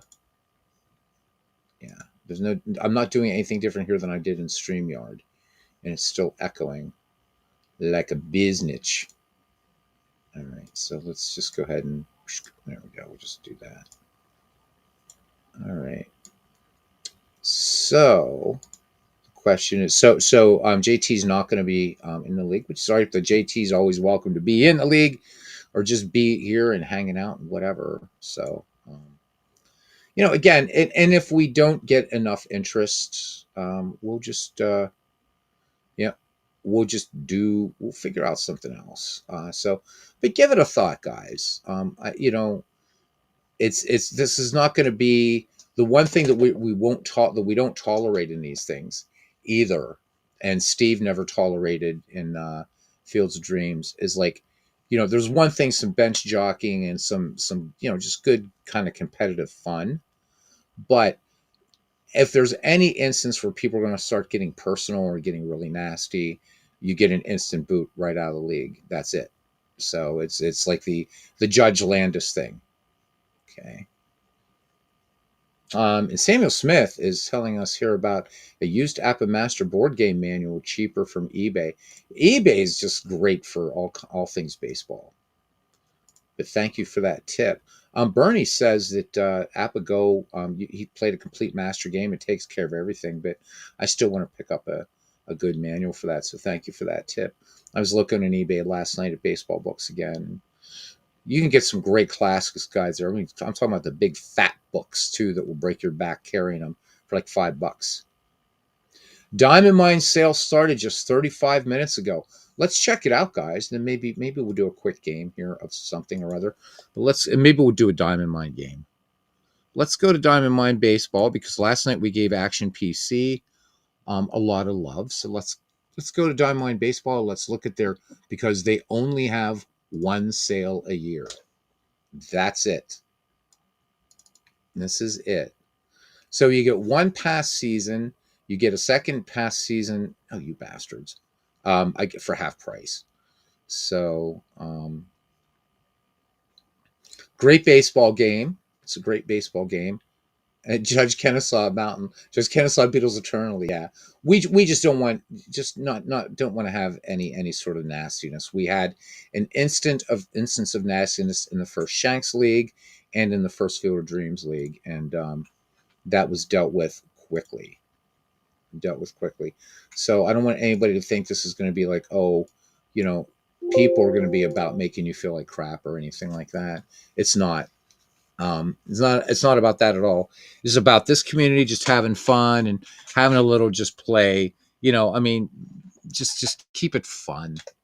Just keep it fun. So let's see what we got on sale here. Let's go, baby. Where's the? I don't think there's. Come on, guys, do your CSS thing. Yeah, no bells and whistles, not even in this website. I was hoping for their sale they would have the 2000 or the all-time great teams. Oh, there it is. There we get full details. Let's get the full details. All right, buy one pass season, get a second pass season for half price. All right, so this is going to go through December 1st. So this is longer this year. They're doing a bit of a longer sale. By any past season or greatest teams players database at regular price, receive a second database of equal or lesser value for half price. This offer applies to all regularly priced Diamond Mine databases, including all classic past seasons, deluxe past seasons, all-time greatest teams, all-time greatest players, all-star teams collections, and past projection seasons. So not bad. So it's going to discount apply. So yeah, there it is. They got a lot of seasons. Take Kennesaw over Van Johnson. No kidding. So H-Phil says he might pick up Diamond Mine this week. Yeah, I think we're going to maybe just do a Diamond Mine. We'll do a little Diamond Mine game. So we're going to knock out of a park baseball. Here we go. And then we'll look at the Diamond Mine sale and look at some of the things. I can show you the things, talk about some of the things that I have from Diamond Mine Baseball. They're really, really, really cool. And let's just maximize Steam, and let's maximize this bad boy here. There we go. Okay. All right, so let's explore the Diamond Mine catalog. So I have all the All-Star games. This is really good. But the all-time great players. This is a good start. This is kind of like a smaller version of Action PC's all-time great players or baseball history collection. So volume 1, 1880 to 1969. And I actually thought about Diamond Mine for the Ned McGreevy League, actually, too. Again, I just want, I want to try the player development lab thing, but it's nice to have options in case. So what's nice about these things, and it has a special bundle price, so you can you get a nice discount if you buy both, and I think you should because the databases are really, really, really easy to use. So this includes Negro League players. This has 2,300 players in it from 1880 to 1969. And then they've been selected and rated based on their best series of peak seasons. So again, just like the baseball history collection, which is still only $9, by the way, for Action PC. Had to get that in. And adjusted for park effects. The players are organized onto 48 teams based on real life franchises they were most closely affiliated with during their peak product or their peak periods. Everything is in place so you start playing games the moment you install the set. So this is really, really good. And of course, volume 2 is, basically everything I've read. Now, this only goes up to 2008. So this hasn't been updated since then, but still you're getting 2,100 players. And also it includes over 20 of the greatest Japanese league players. So they're included into this. These are 2 I would suggest you get. So since this is bundled, I don't know how I don't know how that works with their sale thing. So seasons, they differentiate between classic. There's classic past seasons, and these are pretty affordable. So this is usually what a season costs in Action PC baseball, maybe a little bit more. So and they go back to 1923. Now, what's nice about Diamond Mine baseball, they've been really cool about this, is you can go on the Fans of Diamond Mine or the official Diamond Mine forums, and you can get every season from 1871 to 1926 for free. And they're really good. They play really, really well. So because they just don't go back that far yet. And then you can get with transactions and lineups. So these are classic past seasons, and just for the same price. Now you're getting these, but again, not as many. But so $20 a season. So if you buy 1923 for $20 or 1995, you can buy 25 for $10.95 in this sale. So half off, not too bad, right? And then the deluxe pass seasons, these are kind of the marquee products for them. And these are $25. So they're just a bit cheaper than PC Replay Baseball, maybe by about $1. And you can see this is where everything's kind of moving over to this now from Diamond Mine. If you do buy Diamond Mine Baseball, and if this is your first year buying it, and let's say you buy it again next year, the new edition, always keep the past version or 2. I have versions 10, 11, 12, I think, still here, because some things that are made for like maybe one edition of the game, when you carry it forward, you have to have the older version to move it to the next version. So yeah, the deluxe have real lefty righty splits and real transactions and lineups. Yep. So the classics do not, as JT says, and John says. So and the other thing about this game is the play-by-plays just absolutely amazing. So there's not a way you can really load up on this with everything like you can with, like, say, Action PC Baseball, where you can get every Major League Baseball season from 1880 to 2024 for a crazy low price, all things considered. Still, for every one that you buy, they used to do it, I guess, buy one, you could get one free, but I know, hey, they got to make some money. They got to make some money. Stiff competition out there.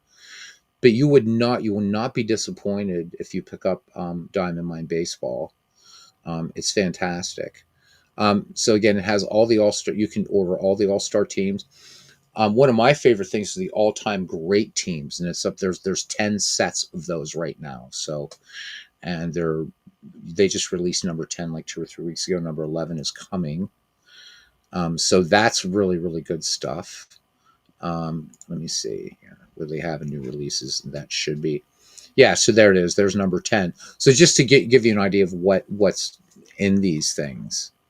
All right. So for this one, the teams that you're getting are the 1922 Yankees and Giants, the 24 Senators, the 25 Buccos, the 48 Red Sox, 51 Dodgers, 78 Red Sox, the 99 Reds, the 2004 Cardinals, 2005 White Sox and Astros, 2008 Phillies and Rays, the 2011 Cardinals and Rangers, 2014 Royals and Giants, and so on and so forth.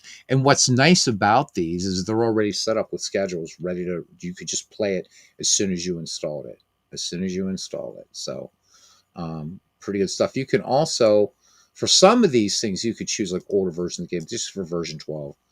But let's say you picked up this one, and then maybe you wanted to pick up another one of these.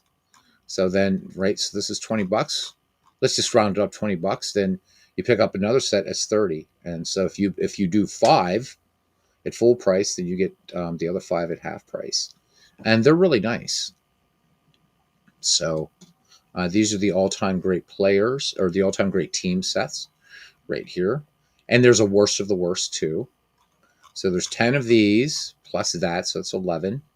And you can hear, or you can see, I'm sorry, you can't hear anything in this game. No bells and whistles, just solid baseball in this. It's pretty, it's really, really good stuff.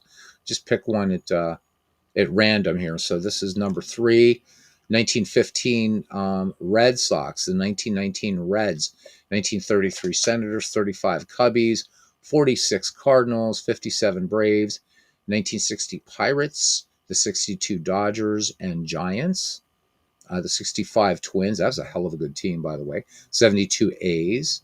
And again, all these are already set up and ready to go. So they have a pretty good catalog. I wouldn't say it's quite as extensive as a game like, say, Action PC, but there's a lot of baseball here. Maybe someday you get me, most intended World Series in real life World Series matchups. Yep. So it looks like you can get one AGT. Yes, that's something that's always been around, JT, is that if you buy one of these, or if you buy 2 of these, you get another free. Ballpark player images if you want. Yep. And I have added player images. I haven't done the ballparks. I know I'm very, very weird, but I like the old school look to it. So that's Diamond Mine Baseball, and why not let's just fire it up here so you can see what a few of these things look like in game and how easy this is.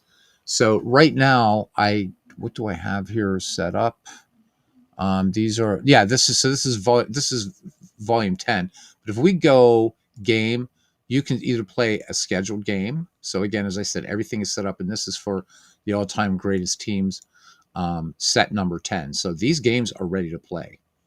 Okay. But I'm going to go ahead and close out of this and show you another way that you can also play. And this will allow you to just play with kind of anything that you have. So from here, anything that you have installed, and I don't have everything installed that I have for this game, but all in here.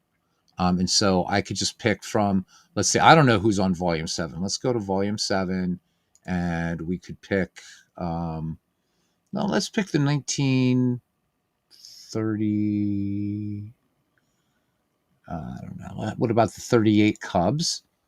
And let's switch this one down here from all-time great teams. Let's make it to I don't know, what is this, volume 4, and let's play the Cubs against the 1941 Dodgers. There we go. And we're going to be playing at Ebbets Field, All right. And then this is where you can set up all your managers and all that kind of stuff. Okay. And we'll just play a game and we'll kind of talk some bullshit, talk some baseball, whatever, until folks leave. Now I didn't use the ballpark images. I like this kind of old school look. I really, really do. So when you navigate around the screen, of course, I'm letting the computer manage both teams, but this has significant managing possibilities. You can see any player's card, as you can see right here. Ratings are down here. There's very much. I don't know whether Action PC took some cues from Diamond Mine Baseball, but if you're comfortable navigating Action PC Baseball, you'll be comfortable with this. Diamond Mine don't play as much as I should. Too many other projects. Hey, Michael, welcome in. Good to see you. Welcome to the family. We were just talking about our Ned McGreevy League earlier, so good to see you, man. He says I really like Diamond Mine. Don't play it as much as I should. Too many other projects. This was this was and is a very, very respected baseball simulation. Very, very accurate. Lots.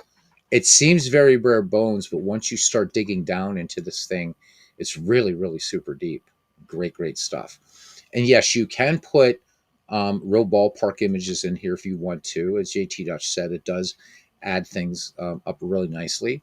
I just did just player images because for me personally, I like this game. I've often felt that, again, if there were personal computers back in that could do this back in the 60s or 70s, because it just does. It just has this cards and dice look to it, even though it's a digital baseball game. Bedtime for Carlos Yaz. Carlos, thank you, man, for coming in. Really, really appreciate you, and be looking forward to seeing you around in the Ned McGreevy League. Looks like all-time great teams don't have left-right splits. I think you can put them in manually and reserve the event tables or resave the event tables. He's looking forward to the draft. All right. Good stuff. All right, so a little bit of just play a little baseball here. The only game I think that rivals this or is on par with this for play-by-play is APA Baseball for Windows, for obvious reasons. But what's fun is I was actually playing a little full count baseball tonight, and the new version I updated to the newest version. Guys, it's free, and it's got every season from 1871 to 2024. It's got all kinds of like great franchise teams, stuff like that, and it's all free. Hey, Aaron Reed, good to see you. All right, so here we go.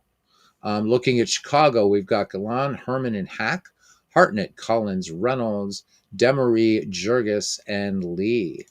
And for Brooklyn, we got Herman, Lavagetto, and Reeser, Camille, Walker, Medwick. So we're seeing Joe Medwick a little bit more toward the end of his career. Reese, Owen, and Higbee. So we are in Ebbets Field. This ballpark was filled exactly one city block.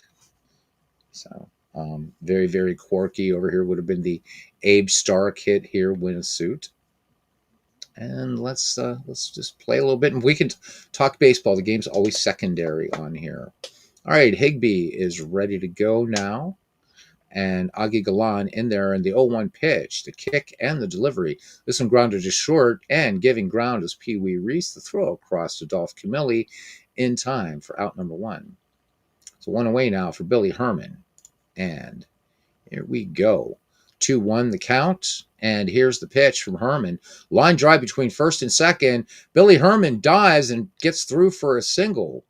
So Walker up with it and tosses it back in. So Herman aboard, and you can see down here is running his fair, stealing fair, and his jump rating is poor. So John says when the older all-time great teams are put together, they didn't have splits for as many seasons. Very true. Very, very true. Still fun. I mean, it's still a lot of fun to play them. Lefty-righty splits. Of course, we like lefty-righty splits, obviously, but still play them. Also, the ELO Great Teams Tournament is in here. That's like 66 or 67 teams of what ELO ranks as like the greatest teams of all time.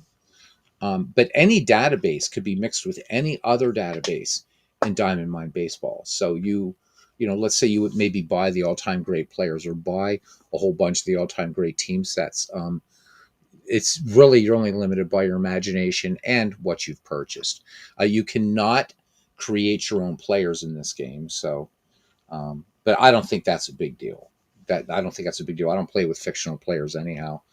And again, the seasons are pretty reasonably priced considering, what digital. I mean, nobody sells them as first for games that you got to buy seasons for. Nobody sells them as cheap as Dave Cook. Nobody out there sells them as cheap unless you're getting them for free. So hopefully we're gonna have JT Dutch on next week. We're going to be doing the draft in StreamYard. I guess we're going back to that so that we can alleviate the echo crap. So I'm really sorry about that, guys. I literally was really looking forward to having JT on to talk some baseball. Last time we did this, I think we were on for like, what was it, JT? Like 6 or 7 hours, man. You and I were talking baseball. Then we got off into other stuff, and it was just you and me here. But it was really cool. All right, here's Stan Hack. Stan Hack was he always seems to be a clutch player when I see him in baseball sims. Not that this is a clutch situation, but 3-1 pitch. And Stan Hack looks at the pitch outside and draws the walk. So here we go. So the Cubbies here of 1938 playing against the 1941 Brooklyn Dodgers.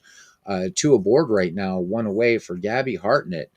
This is the 1938 Cubbies and Gabby Hartnett hit that famous homer in the Gloman that basically helped take the Cubbies into the postseason and leave the second place Pirates very, very, very upset. Yeah, it was about 6 hours. It was about 6 hours, JT. It was so much fun.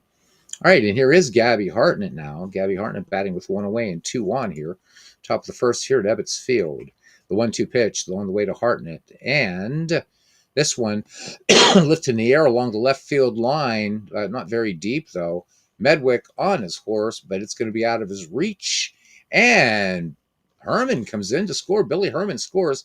Hack moves on to third, and Gabby Hartnett gets on there with a little kind of medium length quail, if you will. So runners at the corners, and the Cubbies with a run on the board. So still 1 away now, and here's Ripper Collins. So Ripper Collins, the 1934 National League home run champ with the great Gas House Gang Cardinals, playing now for the Cubbies.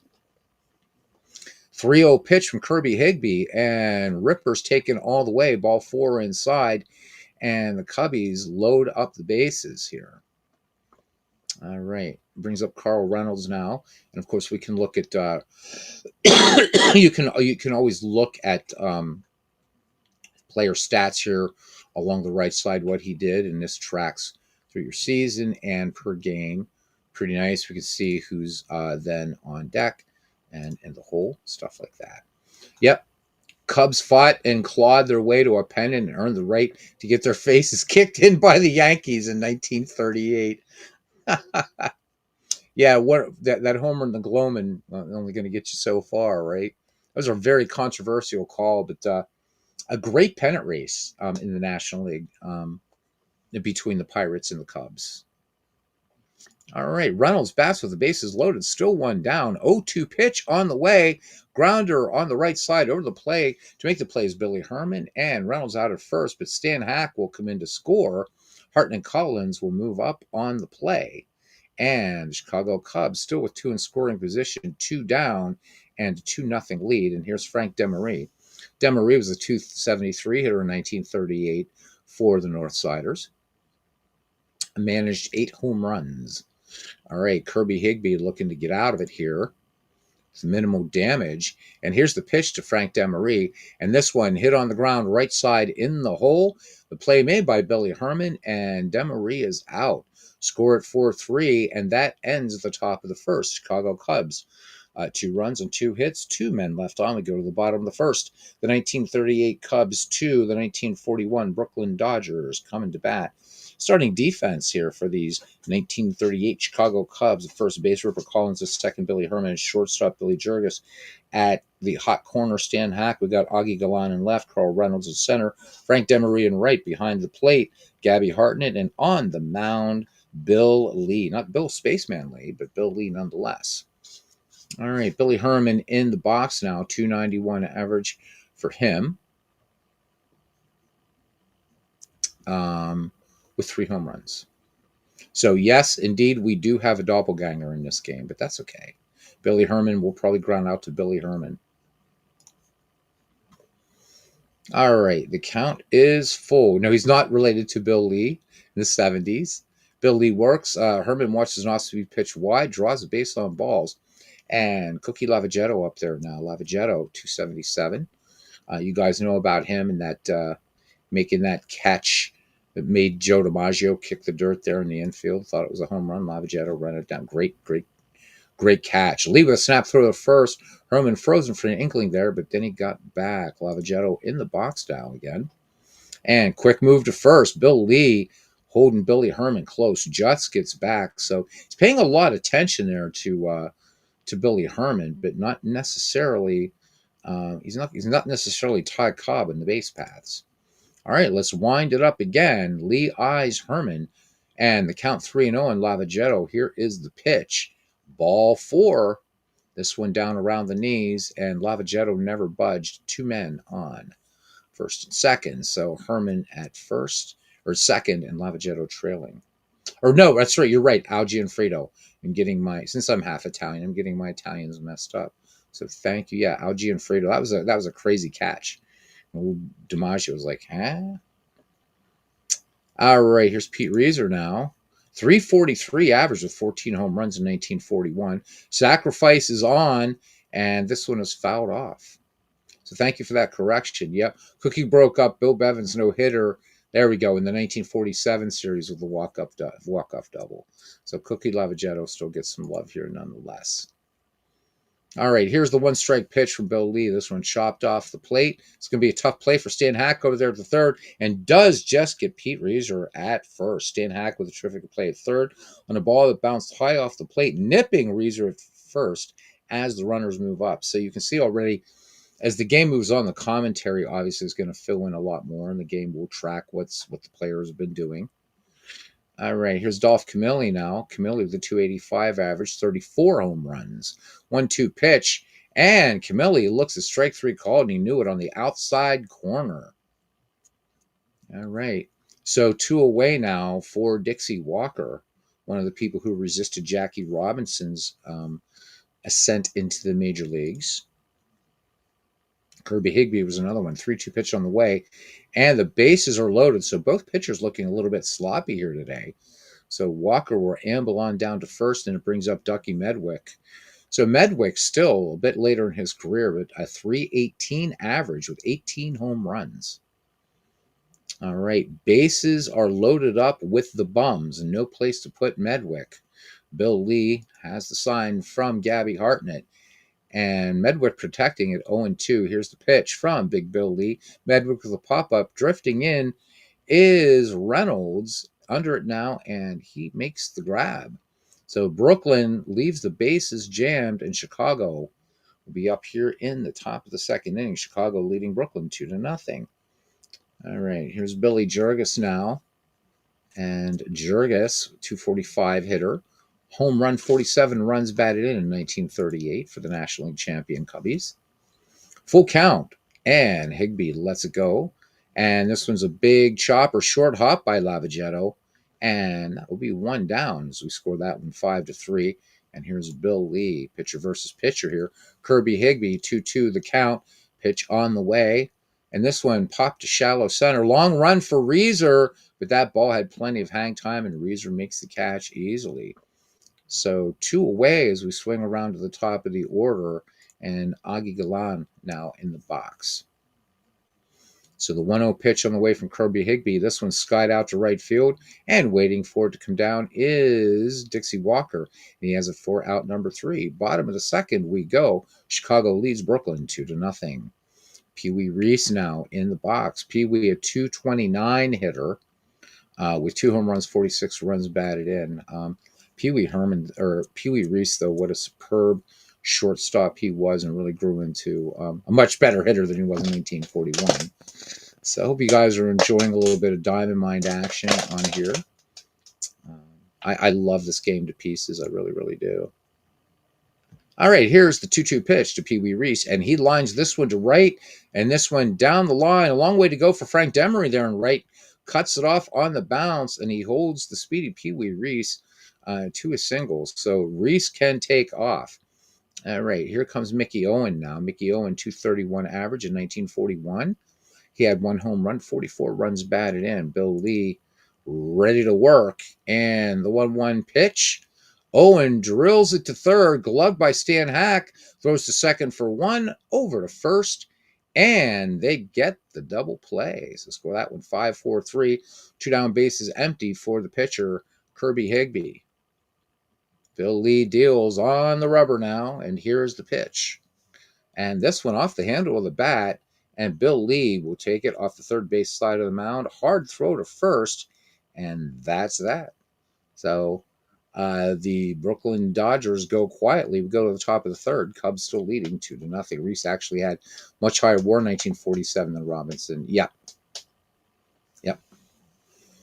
And a man of great courage, was Pee Wee Reese, from the South. And I mean, face it, back then, 1940s, things were still pretty damned ugly. And reporters had asked him, they said, what do you think about this? Well, they used the term colored man. He said, well, if he's good enough to take my job, he's welcome to it. And, of course, in Philadelphia, all over the National League, but apparently Philadelphia was especially nasty to Jackie Robinson. But Pee Wee Reese, I mean, Jackie was receiving all kinds of death threats and stuff like that. And there's Pee Wee Reese, a kid from the South. I'm not saying that all Southerners were, but I mean, that was certainly a bit more pervasive, But anyhow, comes over and kind of just, kind of puts his arm around Jackie for a second, right in front of this hostile crowd. And that was a lot of courage.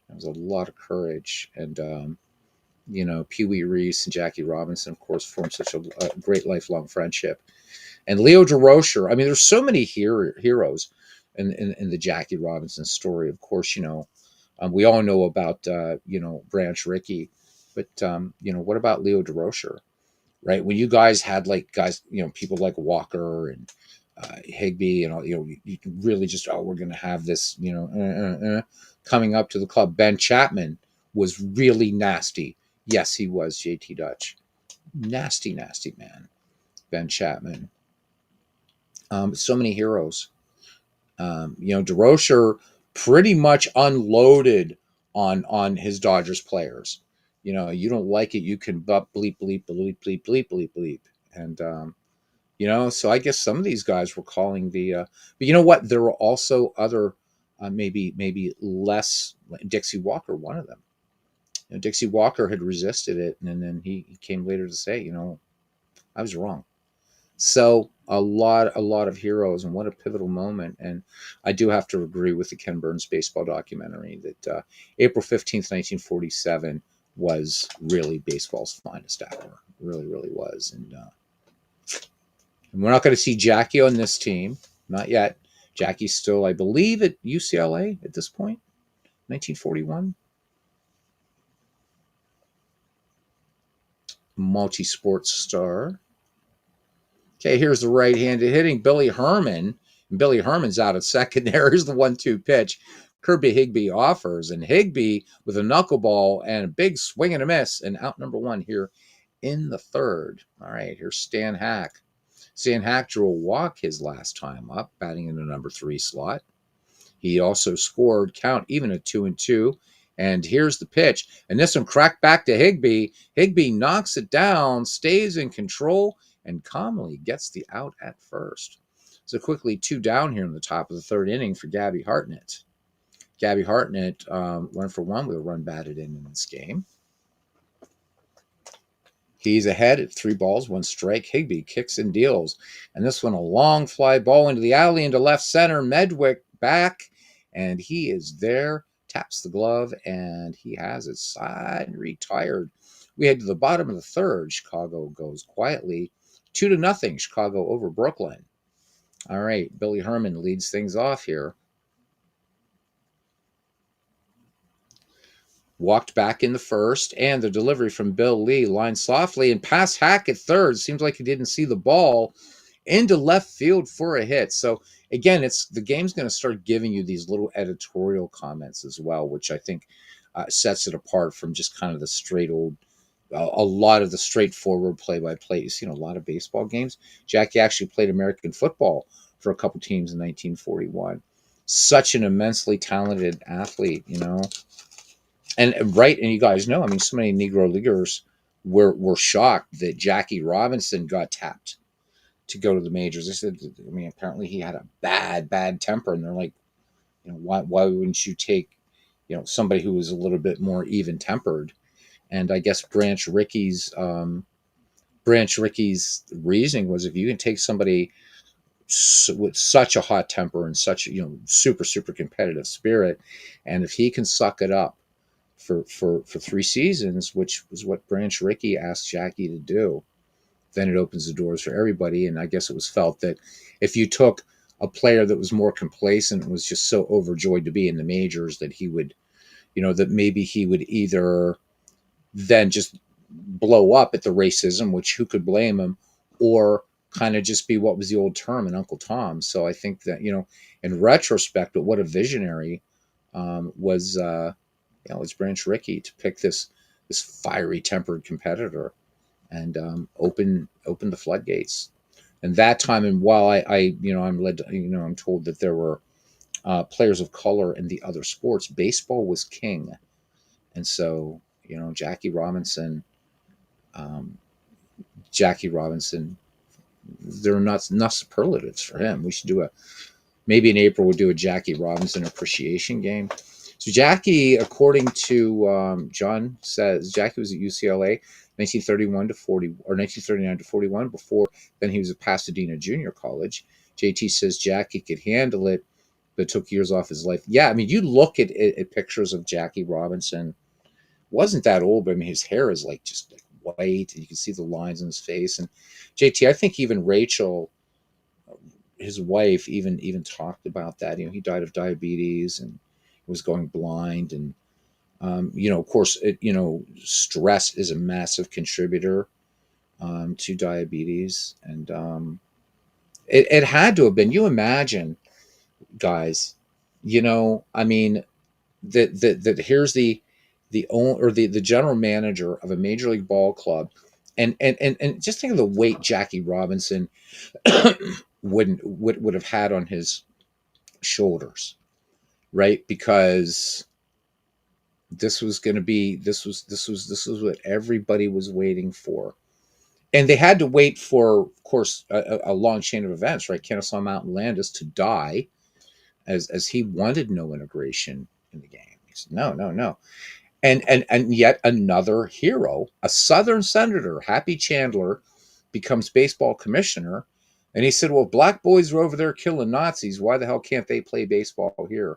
So Happy Chandler, very, very open to integration. So who knows, had Landis been a little bit less of a despot, and a little less, let's face it, a little bit prejudiced, maybe we would have seen Josh Gibson get in there earlier in Satch and all that. Samuel Smith said the Yankees didn't integrate till 1955. They could have recruited Jackie, but passed him up.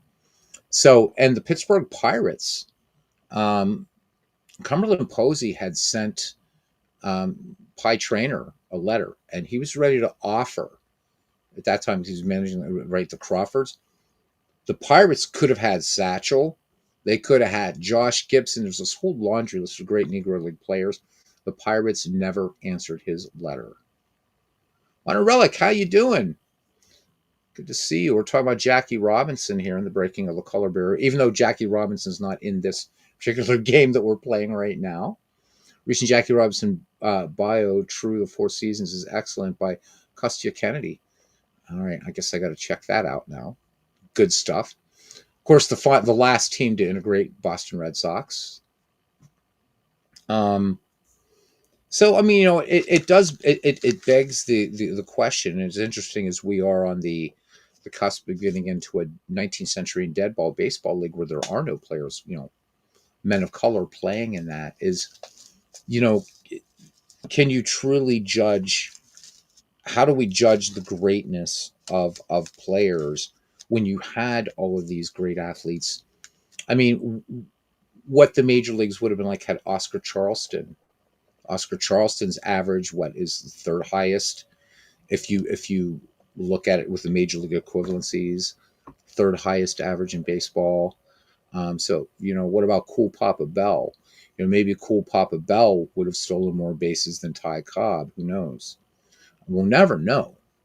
We have the simulations, we have the major league equivalencies now that can give us an idea. But imagine, and you guys know this too. The black players, the black teams would consistently beat teams of white players in off-season barnstorming tours and stuff. So we can't change the past, but we can learn from the past. We can learn from the past. All right, here's Cookie Lavagetto, and he is in the box now. Walked in 4 straight last time. Here's the one who delivered from Bill Lee, and a grounder up the middle, and Herman ranges to his right. He is up with it, and a little backhand flip to Billy Jurgis. Across to first, the throw bounces. Collins with the scoop, retiring Lavagetto. No, wait, he is safe. The ump saying that Collins didn't have control. Now, I mean, right there, man. How cool is that? Right? I mean, so usually in a lot of baseball play-by-plays, you're just going to kind of get this is what happened, right? But you get the little backhand flip across the first, then the throw bounces, Collins with the scoop, trying Lavagetto, and then you can imagine a baseball broadcaster saying, "No, Lavagetto's safe." The ump saying that Collins didn't have control. That's brilliant. That is just brilliant play-by-play. And one of the reasons I love this game. All right, here's Pete Reeser now, 1 on, 1 out. And out of the stretch goes Bill Lee. Here is the delivery. Lavagetto gets the signal to steal, but he doesn't get a good jump. This pitch in the outside corner. And since we missed that a little bit, we can just say nice curveball, strike 1. And throw over. The tag by Collins. And Lavagetto is just back in safely. I love how the game will build a little bit of suspense as well, and it's fun to just read it as you're playing, not even like broadcasting it out loud or whatever I'm rabbiting on about. All right, here we go again. Greetings from Oceanside, California, midlife crisis. What are you doing way out there? You're working. Broken bat, ball to second, and they'll get the force, but that's also in the fielder's choice. Reeser aboard, and 2 down. So John way out there in California. So John, for change, it's early for you, isn't it, man? It's 10:15 for you. So I hope all is well. You had a good flight. Let me I want to highlight this from Samuel again, in case you guys are interested, about the recent Jackie Robinson biography. True, The 4 Seasons is excellent. It was by Costia Kennedy. So there you go. I thought that was important. Would love to see and they could do it, right, John? He says, we'd love to see version 13 with an AI voice for play-by-play. So if you guys saw when the thing last night we were covering Mike Silva's Big Beautiful Baseball Bash, Jamie, STJ Jamie made that whole This Week in Baseball using AI and using Mel Allen's voice, and it was impeccable. So I don't know. I my money on it, the company that's going to do it, I think is going to be Out of the Park Baseball. I think they're going to do it. But would that be if Diamond Mine did it? That would be incredible. With this play-by-play, because I could take this text input and put it into an AI program, and it's going to spit it out and sound just like whomever, or however it's trained. And that just listening to that so closely last night. Mel Allen, I mean, how many years did he, go to the great diamond in the sky? And there he is talking about Mike Silva's Big Beautiful Baseball Bash in 2025. Jamie did such an incredible job on that. Go back and listen to it. It was amazing. It was just amazing. First came to licensed rural broadcaster voice is going to make a lot of money on that. People want it. People want that. When I do baseball for Windows on here, Modern Relic, a lot of people say, "Oh my God, it's so." I remember this game, or like, this is so cool, Ernie Harwell, and even for its glitches and pops and stuff like that, the broadcasting in that game from 1994, 1995 is still better than MLB The Show. So yeah, I think you're absolutely right.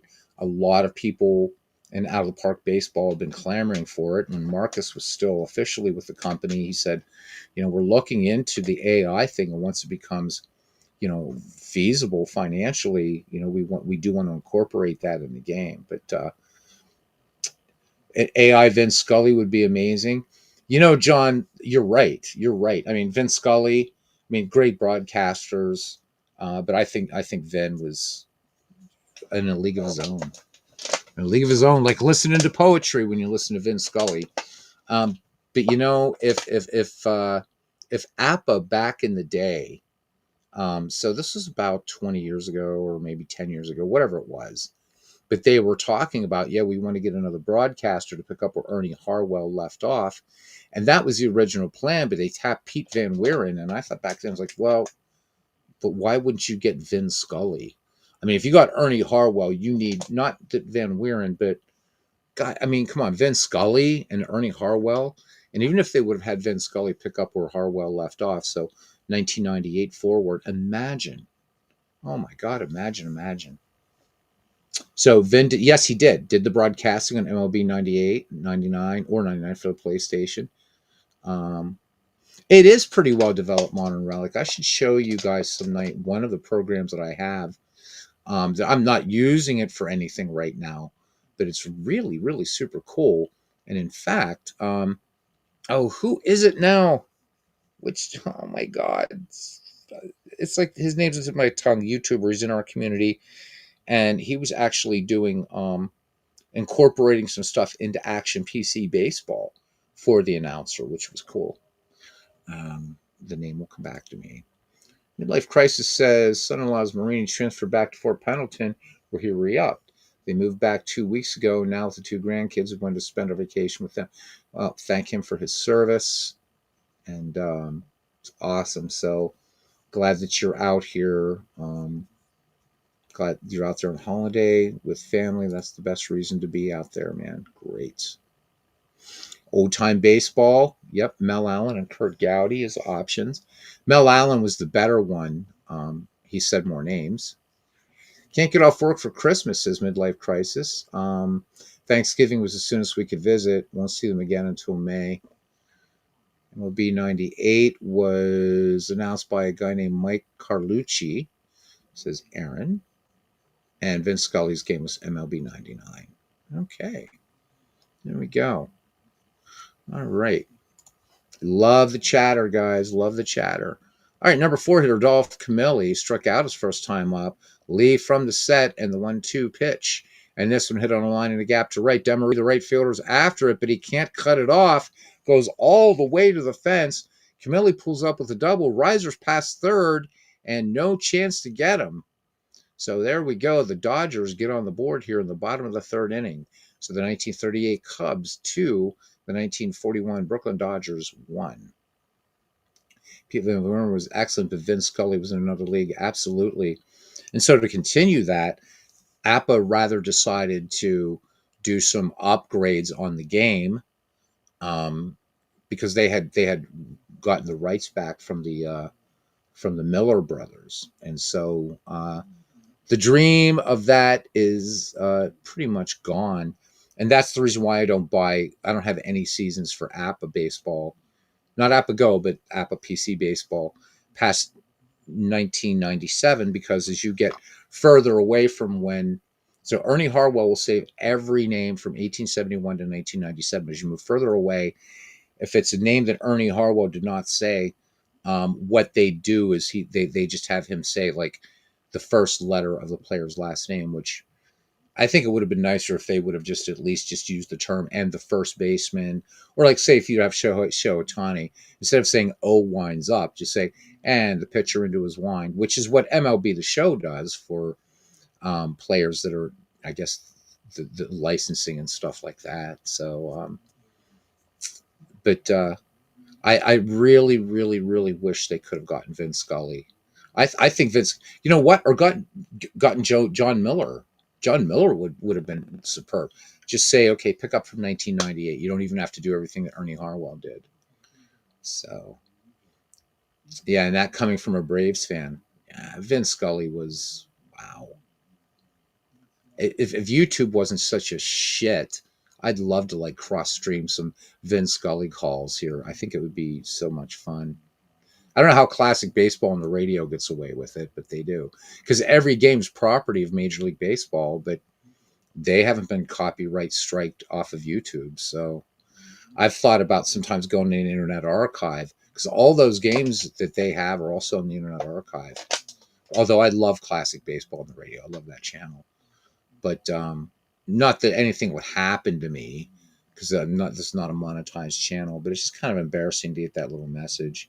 Hey, you shouldn't have used this. Like what was it a few months ago? We did the Bugs Bunny, that baseball cartoon. So what YouTube does is they silence and edit out that part. So the algorithm picks that shit up really fast, unless you talk every 10 seconds. John Miller is fantastic, and he does a pretty good Vince Scully imitation. But I don't think Appa's going to do it. I wish they would. Because again, it's better than, I mean, if you play 3 games of MLB The Show, you've heard everything those broadcasters have to say. You've heard it all. But still, I still hear new things in Baseball for Windows. And this is an old technology, but it's AI. There's a lot of AI in Baseball for Windows. A lot of it. All right, left-handed hitting. Dixie Walker now. Camille at second is no speed demon. Here's a delivery from Bill Lee. Pop up almost straight up. Gabby Hartnett back. Has room. Tosses his mask aside and makes the two-handed catch. Brooklyn leaving Camille in scoring position. Top of the fourth, and Brooklyn down 1. It's 2-1 in favor of the Cubbies. All right, Ripper Collins leading things off here. Be Collins, Reynolds, and Demery here in the Chicago Cubs fourth. Ripper Collins in the box, walked at 4 pitches last time up. 0-2 pitch from Kirby Higbee. This ball rolling down the bag at first, and Camille waves off Higbee, and there's one away. Samuel Smith says he says that he wrote to Appa. They outright refused to get a new announcer. He was defiant. Wow. Well, somebody's going to do it. Somebody is going to do it. And I hope sooner rather than later. Again, I refer you back to what Jamie did with Mel Allen's voice last night. And it's too bad that he is defiant from it. There's people that want this. They really, really done it. I don't think it's that. I don't think that what I think it is, I mean, that could be Aaron. But you wouldn't be replacing Ernie Harwell if you just picked up somebody like, say John Miller and say, okay, we want to preserve the Ernie Harwell legacy. Would you pick up from 1998 to present? Because I think they would sell more seasons that way. I think. But John Hurston has also expressed that he said, yeah, we do still support the PC game, but everybody has all these files out there. Well, modders are going to do that, and there's nothing wrong with that. And sometimes I think what Mr. Hurston, all due respect, should understand is modders can make or break a game.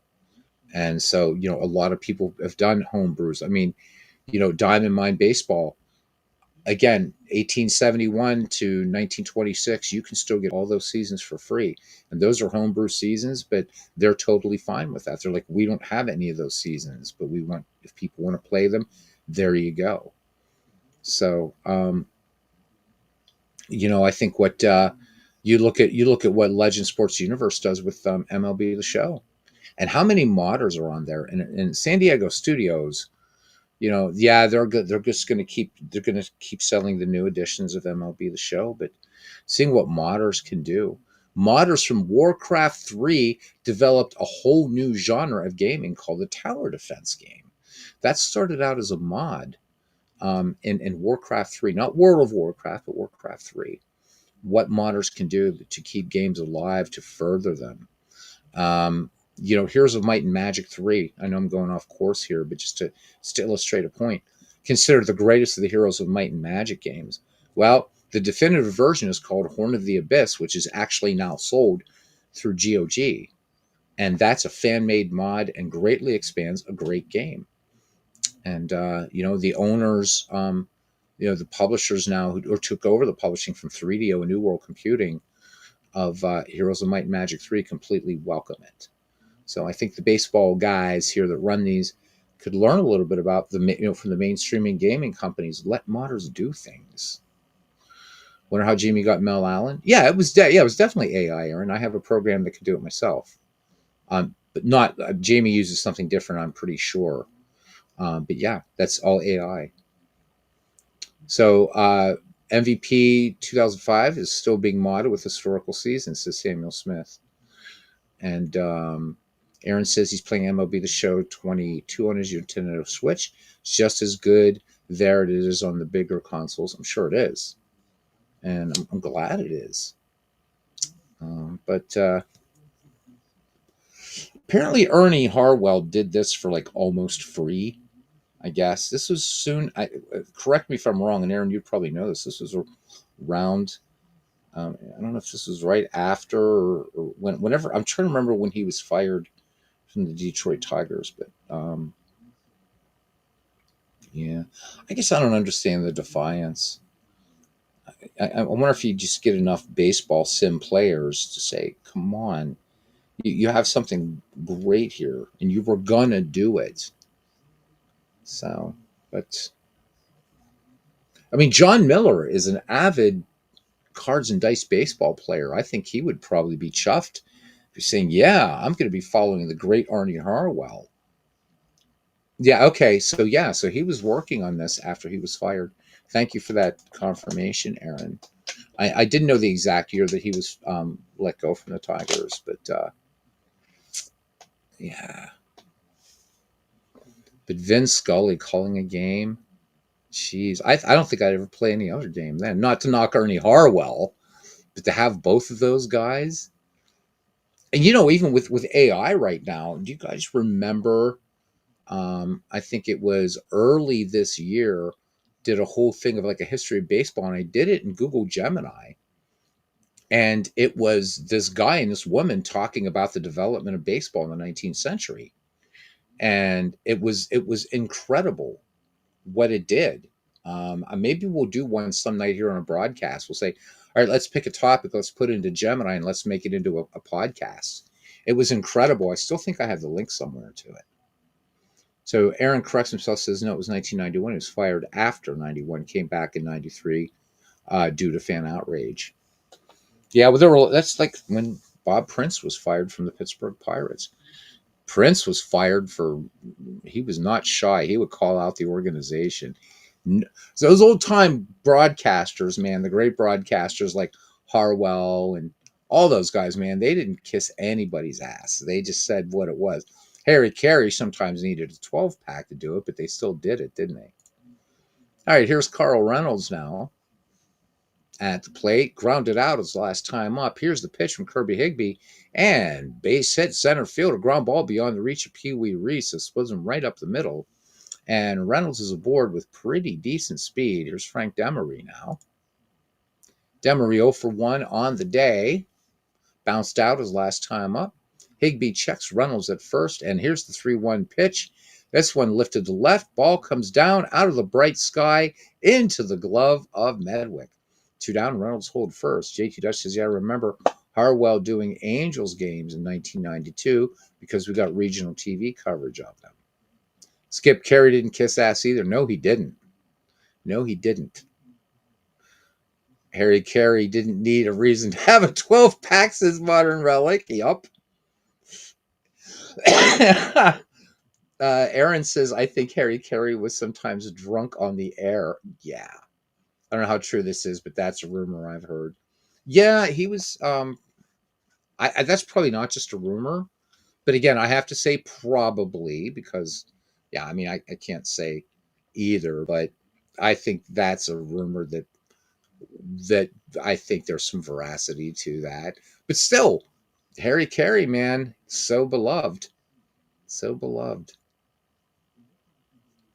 Better question is, when wasn't Carey drunk on the air, says JT Dutch. Okay, right-hander Jurgis comes to the plate. Higby comes to the set, and the pitch. Reynolds breaks for second, and the pitch in there for a strike. Owen guns it down. Herman puts the tag on, and Reynolds is out. Herman handling a difficult throw to make that play. So caught stealing, and that does it. They run themselves out of the inning. We go to the bottom of the fourth.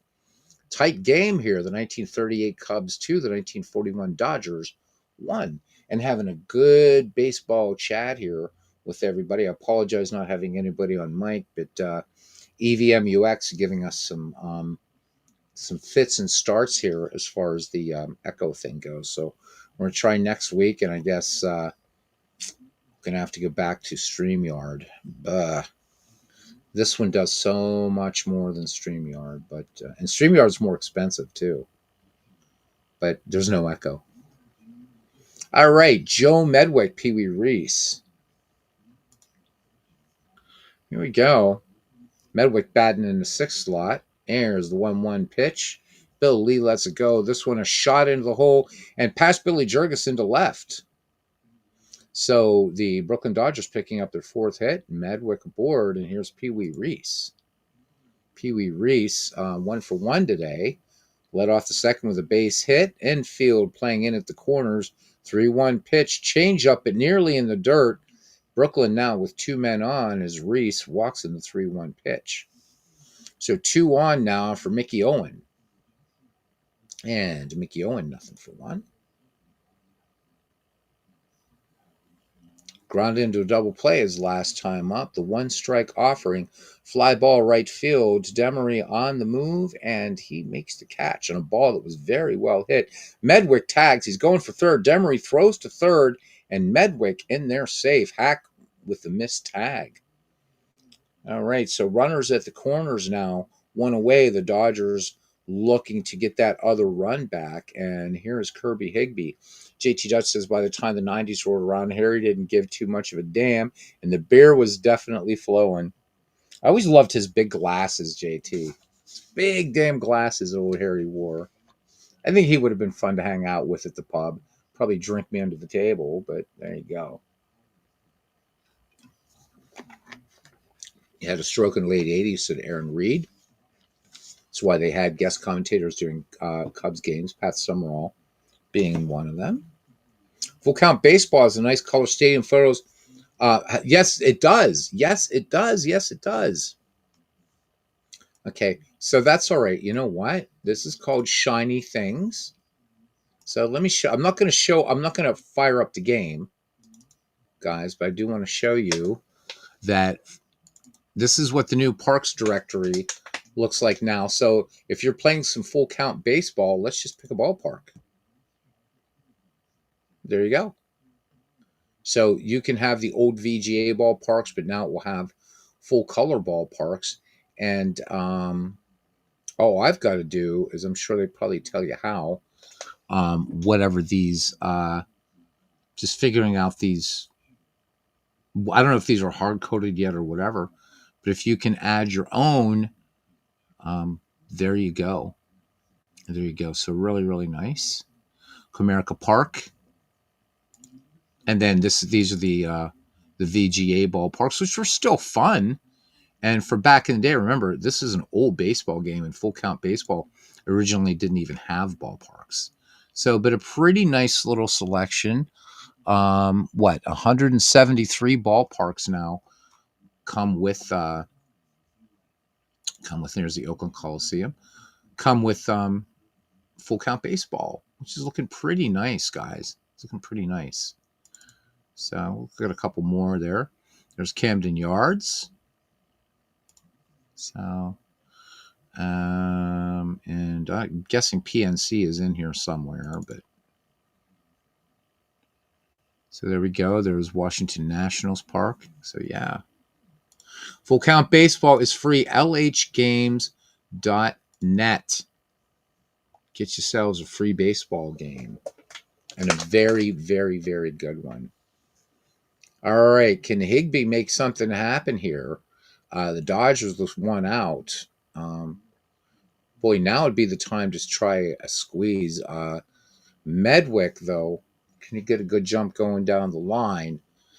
But they want to try to stay out of 2 here. So Higbee standing in, grounded out back in the second. The 1-0 pitch.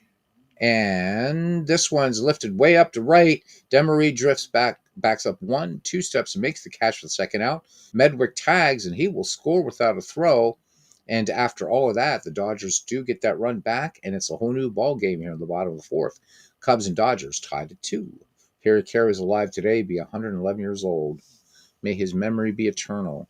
Peter Reese on first now, and here's Billy Herman as a Dodger and Billy Herman as a Cub, kind of setting up out there at second. And led off the third with a base hit for the Dodgers. Lead to the stretch, and the pitch to Herman swung on and grounded to third. Hack up with it, takes the short throw to second, and we head to the top of the 5th inning. The Brooklyn Dodgers score 1 and tied up. It's 2-2. Cubbies just send up Billy Jurgis, Bill Lee, and Augie Galan. Joe Nuxhall would have been 97, says Aaron. Everybody, this whole community, you're all walking encyclopedias of baseball. 1-2 pitch on Jurgis. Higbee comes to the plate. Changeup bounced right up the middle. Reese comes across, throws on the move. Close play, and Jurgis is out. So anybody, just curious if anybody did buy the baseball history collection, $9. To make it sound better, $8.55 for more than 18,500 players playing action PC baseball. Anybody buying anything right now in the Diamond Mine sale? It has begun. All right. Bill Lee stands in again. Infield pop-up in the second. Outfield, for the most part, straight away. The strike 2 pitch coming up. Strike 3 called. Lee guessed wrong. He was sitting off speed, and Higbee froze him with gas on the outside corner. JT Dutch says Harry Carey's recovery from a stroke in 1987 was remarkable, but it's not unreasonable to assume that the stroke had an impact on his eyesight. Not at all. And maybe hence those pretty epic glasses. But you know what, Carey, man, just baseball, so many great characters, and Harry Carey, part of that great kind of that great parade procession of just these great guys. And I mean, coming from that school of great, those times, those great radio broadcasters that had to describe everything, Red Barber and and Ernie Harwell and Jack Bach, all of them, Bob Prince, who learned from the great Rosie Rosewell. Maybe that's why John Miller is such a, I think, he's such a throwback, because I remember watching ESPN Sunday Night Baseball, and John Miller still had that kind of radio cadence, that kind of throwback to the older broadcasters. And maybe that's why maybe these broadcasters today just don't have that kind of, because they're broadcasting on the telly. They're not doing radio broadcasts so anymore. You don't have that. You have your local broadcasters, but I don't know. I mean, that's just an hypothesis, and maybe just half cocked at all that. I don't know. Augie Galan now batting with 2 down. We're back at the top of the Chicago order, and hitless today in this contest. A delivery from Kirby Higbee. This one, a slow ground ball toward first. Camilli coming in to get it, waves off Kirby Higbee, and juggles and drops it, and Galan is aboard in the error. So there you go. Just fun. Oh my God. Modern Relic says in Chicago we had Blue Boudreaux and Vince Lloyd in the radio booth.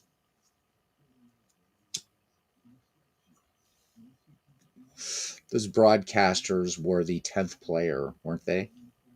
They were the 10th player. Aaron Reed says, I love listening to old-time radio baseball games. It's interesting when the announcers read the ads between innings. Oh, I know, right? I was watching something earlier before I came on. It was billiards, though. And it was a match between, what's the guy's name? It was Karras and Mosconi. It was 1963 ABC Wide World of Sports. Um, and again, yeah, it was so cool with the listening to them, the ads. Gillette bringing you this portion of the billiards championship or whatever between Willie Mosconi and was it Sammy Karras? Was that his name? I always loved billiards, but because my old man was an asshole, whenever buy a pool table, just got me interested in Magic. I'm like, okay, then a deck of cards is what I'll do. But I always wanted to be. That was always my thing. I always wanted to be I guess I wanted to be a pool hustler more than even a professional kind of legit pool player. I'm still fascinated by billiards. I don't care if it's 8 ball or 9 ball or whatever. It's so fun to watch. And if there's one regret I have, I mean, I know how to play it, but I suck at it. And I don't regret being a sleight of hand magician, but pool was, that was, billiards, whatever you want to call it. That was always my first choice. And so Magic was kind of a way to compensate. And of course, I grew to love Magic immensely. So not that anybody cares, but there you go. Thought I would say that. Jack Brickhouse was around. Yep. Spanning the globe to bring you the constant variety of sports, the thrill of victory, and the agony of defeat. And how many people remember what accompanied when he said agony of defeat? Do you guys remember that? Do you guys remember the agony of defeat and what was shown in that whole opening there in Wide World of Sports? You go look it up on YouTube. And the guy was not hurt. The guy was not hurt. JT Dutch says used billiards to pick up women back in the day. Have to be a good boy now since you're spoken for. Yes, you do, Mr. Dutch. But I suppose billiards would be a good way to do that. I imagine it would be.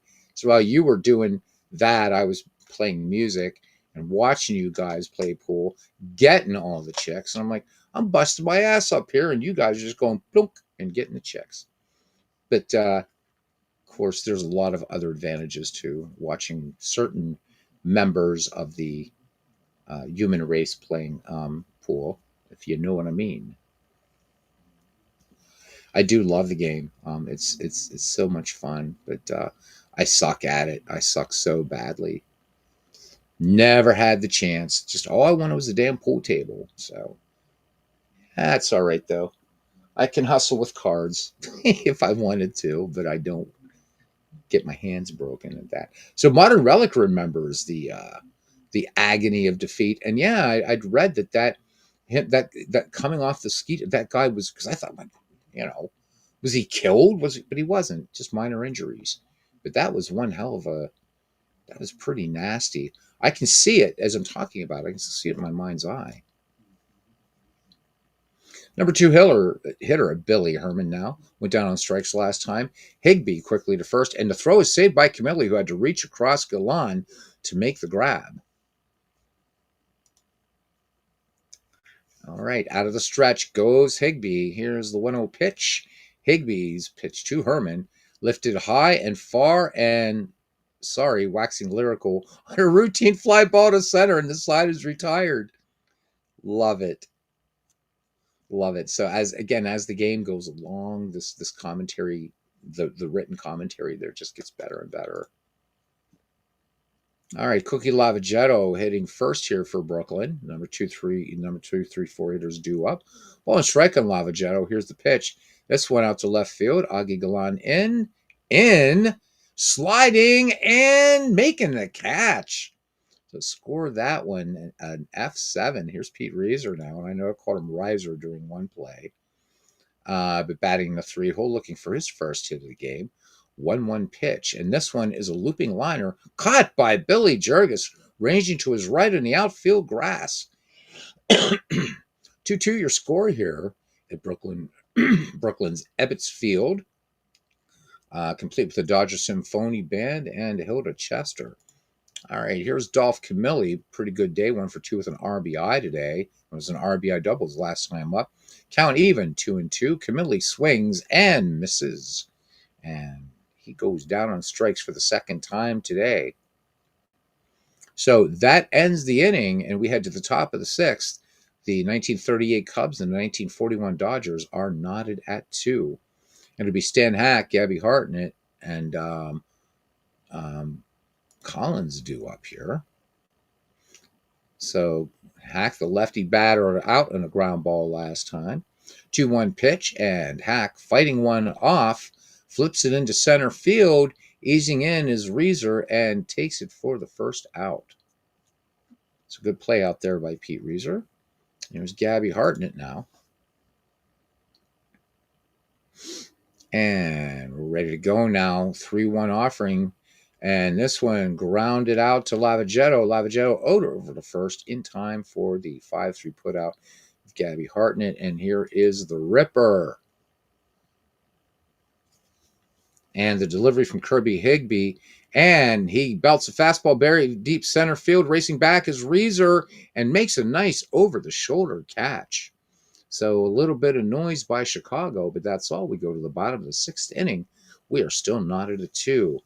And we will see Dixie Walker, Joe Medwick, and Pee Wee Reese 2 up for the Brooklyn Dodgers. All right, he popped up last time. 1-1 the count from Bill Lee. Working to Walker. And this one popped up, shallow center field. Jurgensen, Herman go back for it. Reynolds coming in hard, still coming. And he is there and makes the grab. All right, so a little controlled chaos out there in center field. Ducky Medwick, run scored. He is 1 for 2 today. Base hit back in the 4th. Count 2 balls, 2 strikes on Ducky Medwick. Lee pitches. This one grounded to the right side. Herman makes a nice stop in the hole and throws Medwick out at first. 2 down for Pee Wee Reese now. Pee Wee Reese and the great Brooklyn Dodger hat there. Love the Brooklyn Dodgers. Drew a walk last time. Lee back up on the rubber, and here's the pitch to Reese. Broken back comebacker, and Lee having to dodge the head of the bat, can't make a play on the ball, and Reese will make it safely. So Reese aboard with 2 down here for Mickey Owen. 3rd time today. Lee out of the stretch, and the count is full. Reese is off to the races. Owen with a chopper to short. In comes Billy Jurgis, gloves it, sidearms it to first, and Owen beats the ball to the bag, and Reese moves up on the play. So 2 on. The Dodgers trying to break the deadlock here, but 2 down. And here's the pitcher, Kirby Higbee. We'll see whether Brooklyn goes to the bench. And they will not. So sacrifice fly last time. 1-1 pitch. Here it comes. Hit to second off the end of the bat and on an infield foul tip. Everybody in the ball. Nobody covering. Brooklyn will have the bases loaded. Oh, my God. All right. So here we go. It's getting really interesting now. Bottom of the 6th. Brooklyn has them loaded up. And here is Billy Herman. So we're back at the top of the order for Brooklyn. He didn't do a force play last time up. Lee in the stretch, the 1-2 pitch. And Herman with a hard grounder between first and second. Collins with it, hits the pitcher, covering for the out. The Cubbies leave them sold out. The Brooklyn Dodgers leave them sold out. We go to the top of the 7th. Still 2-2. Face palm, says Modern Relic. All right, here will be Carl Reynolds, Frank Demery, and Billy Jurgis due up for the 1938 Chicago Cubs. All right. Higbee ready to go. And Reynolds with a count of 0-1. Here is the pitch. High fastball hit hard to left center. Both outfielders are in pursuit. And Medwick with a nice running one-handed catch. All right. Frank Demery looking for his first hit today. He's 0 for 2. Count full, and Demery walks off even before he was called out, unable to check his swing on a beautiful breaking ball down low. So quickly 2 down here in the Chicago 7th brings up Billy Jurgis. Jurgis nothing for 2, batting in the number 8 slot. He's grounded out twice today. The count 1 ball and 2 strikes. Higbee pitches to Jurgis, and this one bounced through the middle. Reese picks it, throws across his body, and got him. Score at 6-3. We go to the bottom of the 7th inning, still 2-2. Pretty good ball game going here right now. The line for the Chicago Cubs, 2-3-1 for the Brooklyn Dodgers, 2-6-1. All right, Cookie Lavagetto, Pete Reeser, and Dolph Camilli due up for the Brooklyn Dodgers here in the 7th. Chester ringing the cowbell. Lavagetto in the box. The 1-1 pitch. Driven to very deep right. Retreating towards the line is Demery. And at the base of the wall, in front of the Gem Blades sign, hauls it in. So again, what another nice touch this game has, because that sign existed out there. And for the game to know that, for them to program that in for the ballparks, is absolutely super cool. And you're not going to see that in the play-by-play in any other baseball game that I've seen, even baseball for Windows, right? Ernie doesn't know what park you're in. So this is where it's so close between these two games, but for them to actually put that in, and you're not going to see that all the time, but making that catch with the Gem Blade sign. And if you look at pictures of Ebbets Field, you'll see that sign is where that catch was made. So pretty cool stuff. I wanted to mention the Abe Stark sign. Okay. I get so excited about this stuff, and I probably shouldn't. I'm such a geek. All right, here's Pete Reeser now, 1 for 3 on the day, and 0 for 3 again. Or I'm sorry, 0 for 3 against Lee. He has a run scored, not 1 for 3. Bounced off to the right under the glove of Ripper Collins. Herman will find a try to lead, but he is late to the bag, and Pete Reeser is safe with an infield single that shouldn't have been. So Reeser aboard with one down, and Dolph Camilli in there. So where this gets confusing is you have the runs right next to the at-bats. Wish you could move the hits over. So that's why I was thinking it was a 1 for 3, but it wasn't. All right, so Camilli is 1 for 3 with a run batted in. Bottom of the 7th here at Ebbets Field, Dolph Camilli struck out in the 5th against Bill Lee from the set in the 3-1 pitch, and Lee misses wide, and runners at first and second now as Lee continued to struggle with his control. All right, so the Dodgers in a pretty good position here to break this deadlock here. 1 down, 2 on. Reeser at second, and Camilli trailing at first. And here is Dixie Walker hitless on the day. Popped up back in the 6th in the infield. Full count, and Walker strikes out, and Walker uncharacteristically went out of the strike zone after that. So chasing a bad one. 2 down, but it's never a bad one if you get that third strike. And here is Ducky Medwick now. 1 for 3 with a run scored. 2-2 pitch on the way from Bill Lee, hit up in the air to Reynolds in center field, and he takes it in to retire the side. So the Brooklyn Dodgers strand 2, and we'll go to we have some changes coming up here.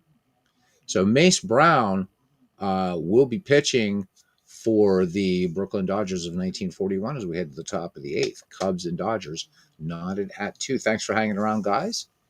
As Bill Lee will lead things off, we think. So Mace Brown, we'll look at his numbers in a minute. And they're going to, Bill Lee struck out his last time, the 2-2 pitch. Brown kicks and fires, strike 3. So Brown with the good sinker, Lee missing over the top of it, and he goes down swinging again. So looking, let's look at some numbers here. Let's look at numbers. Where are we looking here? Look at there we go. There's Mace Brown. So 3.14 earned run average for Mace Brown in 1941. He worked 43 innings, gave up 31 hits, 3 home runs, walked 26, struck out 22. He had 3 wins, 2 losses, and 3 saves. All right, here's Augie Galan now. We're back at the top of the Chicago Cubs order. Galan, big fat 0 for 3. And Mace Brown ready to work here now. Galan reached in an error his last time up. The count full. Mace Brown offers. This one is high, and he lost him. So Augie Galan draws the walk.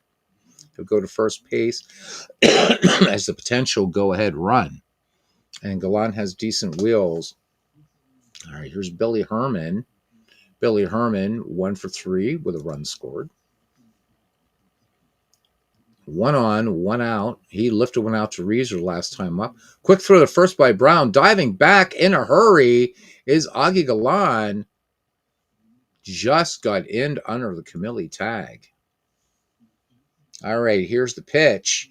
And he almost balked. He did balk and went to the glove, then out. So we got a balk, and Augie Galan will move to second. So the Chicago Cubs now with a one in scoring position after the Mace Brown mental lapse, if you will, or a twitch. You think of what it could be. Galan with his lead at second. Here's the next pitch. Herman bounces a fastball off to the left side. Up with his Reese, checks the runner, and throws over for the out. All right, so the Cubbies with a runner in scoring position, but 2 down. And here's Stan Hack. Let's see if Hack can come in clutch here. Clutch over 2 of the runs scored. Scored that run after walking way back in the ancient days. Brown stares in, and here's the 1-0 pitch. And here is a line shot, short center field, and it's going to get down in front of Pete Reeser for a base hit. Augie Galan around third. He's going for home, and here's the throw. Hack is going for second on the play. There will be a play at the plate. Owen leaps high for the high throw, and Galan dives in safely. Nice play by Owen to protect an error. Stan Hack takes second, and there we go. Stan Hack, whatever baseball sim I play, Stan Hack just seems to come through in these clutch moments. The 1938 Chicago Cubs now retake the lead. It is 3-2. All right, here's Gabby Hartnett now. Hack in scoring position, 2 away. Hartnett on the day, 1 for 3 with a run batted in. So here we go. The 1-0 pitch on Hartnett, and Mace Brown lets it go. This one hit in the air to right center. Walker over and under and has it for the out. And we go to the middle of the 8th, and it's the 1938 Cubs 3 and the 1941 Brooklyn Dodgers 2. Hell of a good ball game we have here going, I think. All right, and let's just make sure we don't have any disciplines or any disciplines. Yeah, you know what I'm talking about. Replacements, whatever. All right, here we go. So Pee Wee Reese, Mickey Owen, and then we'll see if Mace Brown stays in the game. We're in the Brooklyn 8th here. Pee Wee Reese for the 4th time today. He 1 for 2, and the count full. Lee's pitch. And hey, that's a nice hitting job. He saw a pitch up and was able to poke it into right field. So that sounded very Harry Carey. Hey, that's a nice play, right? Pee Wee Reese with wheels on first, and here is Mickey Owen. Nope. So Alex Camporis will come in to pinch hit. So Camporis' numbers 314 average in 1941 with 2 home runs, 9 ribbies. So here we go. In just 51 at bats. Reese at first. Are they going to try to steal? Here it comes. Camporis is bunting. This one laid down, but rolling foul on the right-hand side. Let's wind it up and do it again. Reese into his lead. 0-1 pitch. The kick and delivery. Camporis turns and squares. Bunted to left, but this one will roll foul. So here we go again. Reese moves off first. Plate protection here at 1 and 2. And Camporis fishing on that one. Strikes out, reaching for a breaking ball. So good pitch there by Bill Lee. So 1 away. Reese remains at first. And here we go. So will Mace Brown hit for himself? I don't think so. Nope. Babe Phelps will come on now. Babe Phelps averaged 233 in 1941 for the Bums with 2 home runs, 4 ribbies in 30 at-bats. Struck out twice, walked once. 2-2 pitch. And this one is lined and caught at third by Stan Hack. That ball had extra bases written all over it. Hack snags it before it could get down the line. So Hack doing with the bat and doing it with the leather. So 2 down, and the Dodgers getting a little bit frustrated here as Billy Herman strides to the plate and strides back. Lou Riggs now will be a pinch hitter here. Lou Riggs hit 305 in 1941. In 197 at-bats, 5 home runs, 36 runs batted in. Struck out 12 times. So pretty decent eye up there at the plate for Lou Riggs as Bill Lee gets ready to work for him. And here is the stretch and the 0-1 pitch. High pop-up, almost straight up. And Hartnett will make the catch a little to the left of the plate. And that does it for the Brooklyn Dodgers. Newt Kimball will now come on to pitch. Lou Riggs stays into play second. Catching is Babe Phelps. So we go to the top of the ninth. The 1938 Chicago Cubs holding a thin lead here, 3-2 over the 1941 Brooklyn Dodgers in this little exhibition game using teams from a couple of the sets of the all-time great teams. Diamond Mine Baseball having their sale right now. So if you've been wanting to get into this game, now's a good time. All right, number 5, 6, 7 hitters due up. Ripper Collins, Carl Reynolds, and Frank Demery due up. Here's the Ripper, and it's Newt Kimball on the mound, and we'll get his numbers in a second. He flew out to deep center in the sixth, the 1-0 pitch. Kimball works. This one chopped off the plate, and this one over the head of Kimball. Reese giving it a great try and gets him. Pee Wee Reese, what a great shortstop he was. So looking at Newt Kimball's numbers in 1941. I'm sorry, 3.63 earned run average for him. He set down 17 batters on strikes and walked 29. Had a record of 3-1 with a save. All right, here we go. Reynolds 1 for 3 with a run batted in here. Top of the ninth. And he had a long fly ball to left center last time. 1-1 on the way in on the hands and popped up to shallow left center. Medwick angles in on it and makes a play for the second out. All right, here comes Frank Demery. Fourth time today for him. Struck out his last time up. And the second pitch to Demery. A shot to Camille in one hop. It nearly knocked him over, but he manages to glove it and takes it to the bag for the out. We go to the bottom of the ninth inning. Right field, Joe Marty, and pitching will be Bob Logan. Brooklyn Dodgers just trailing by 1. 3-4-1 for the 1938 Cubs and 2-8-1 for the 1941 Brooklyn Dodgers. Today's game is brought to you by Orbit Chewing Gum by Wrigley. So sugarless, of course. And I've got both spearmint and peppermint here on the desktop. So wherever fine gum is sold, get yourself a mega pack of Orbit. So, dude, these are like the real big fat packs, and over 2 packs of Wrigley's Orbit goodness. There you go. All right. So Cookie Lavagetto, Pete Reeser, and Dolph Camilli do up the 2-3-4 hitters for the 1941 Brooklyn Dodgers. Thank you guys for hanging out with me tonight. This has been a lot of fun. Next Sunday will be our McGreevy draft. All right, Bob Logan on the mound. And here's Lavagetto to open the home half of the ninth. 3-0 delivery. Lavagetto takes all the way. Ball 4, high and inside, and he will be the tying run. Looking at the numbers for Bob Logan here for the Chicago Cubs in 1938, 2.74 earned run average. Gave up 18 hits. Did not give up a home run, though. Walked 17, struck out 10. As far as decisions go, he was 0-2 with 2 saves. Pete Reeser, 1 for 4 with a run scored, and Cookie Lavagetto, decent speed at first. So the tying run is aboard for the 1941 Brooklyn Dodgers. And here we go. Reeser batting in that number 3 spot.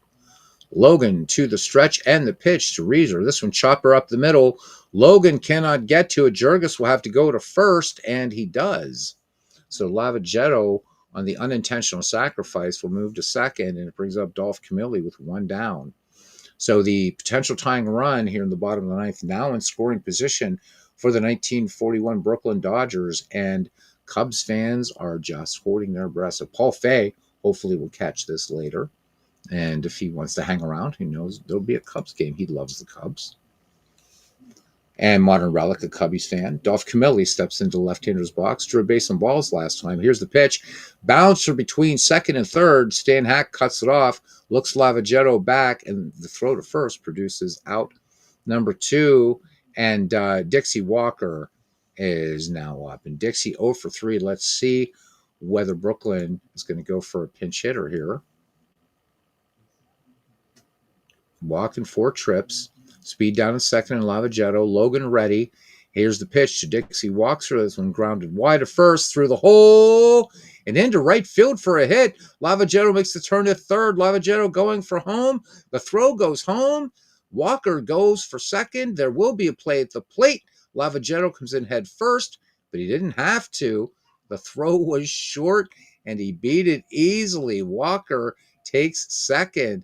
The Brooklyn Dodgers tie it up 3-3, and Vance Page will come on now, and he will face Joe Medwick. Vance Page's numbers in 1938, he put up a 3.84 earned run average in 68 innings of work, 90 hits, 4 home runs, 13 walks, 18 strikeouts, 5-4 that year with a save. So here we go, 2 down. Can Medwick walk it off, or are we going to have free baseball?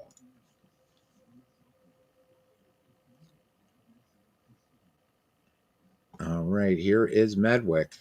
And they're going to walk Medwick, setting up the fourth.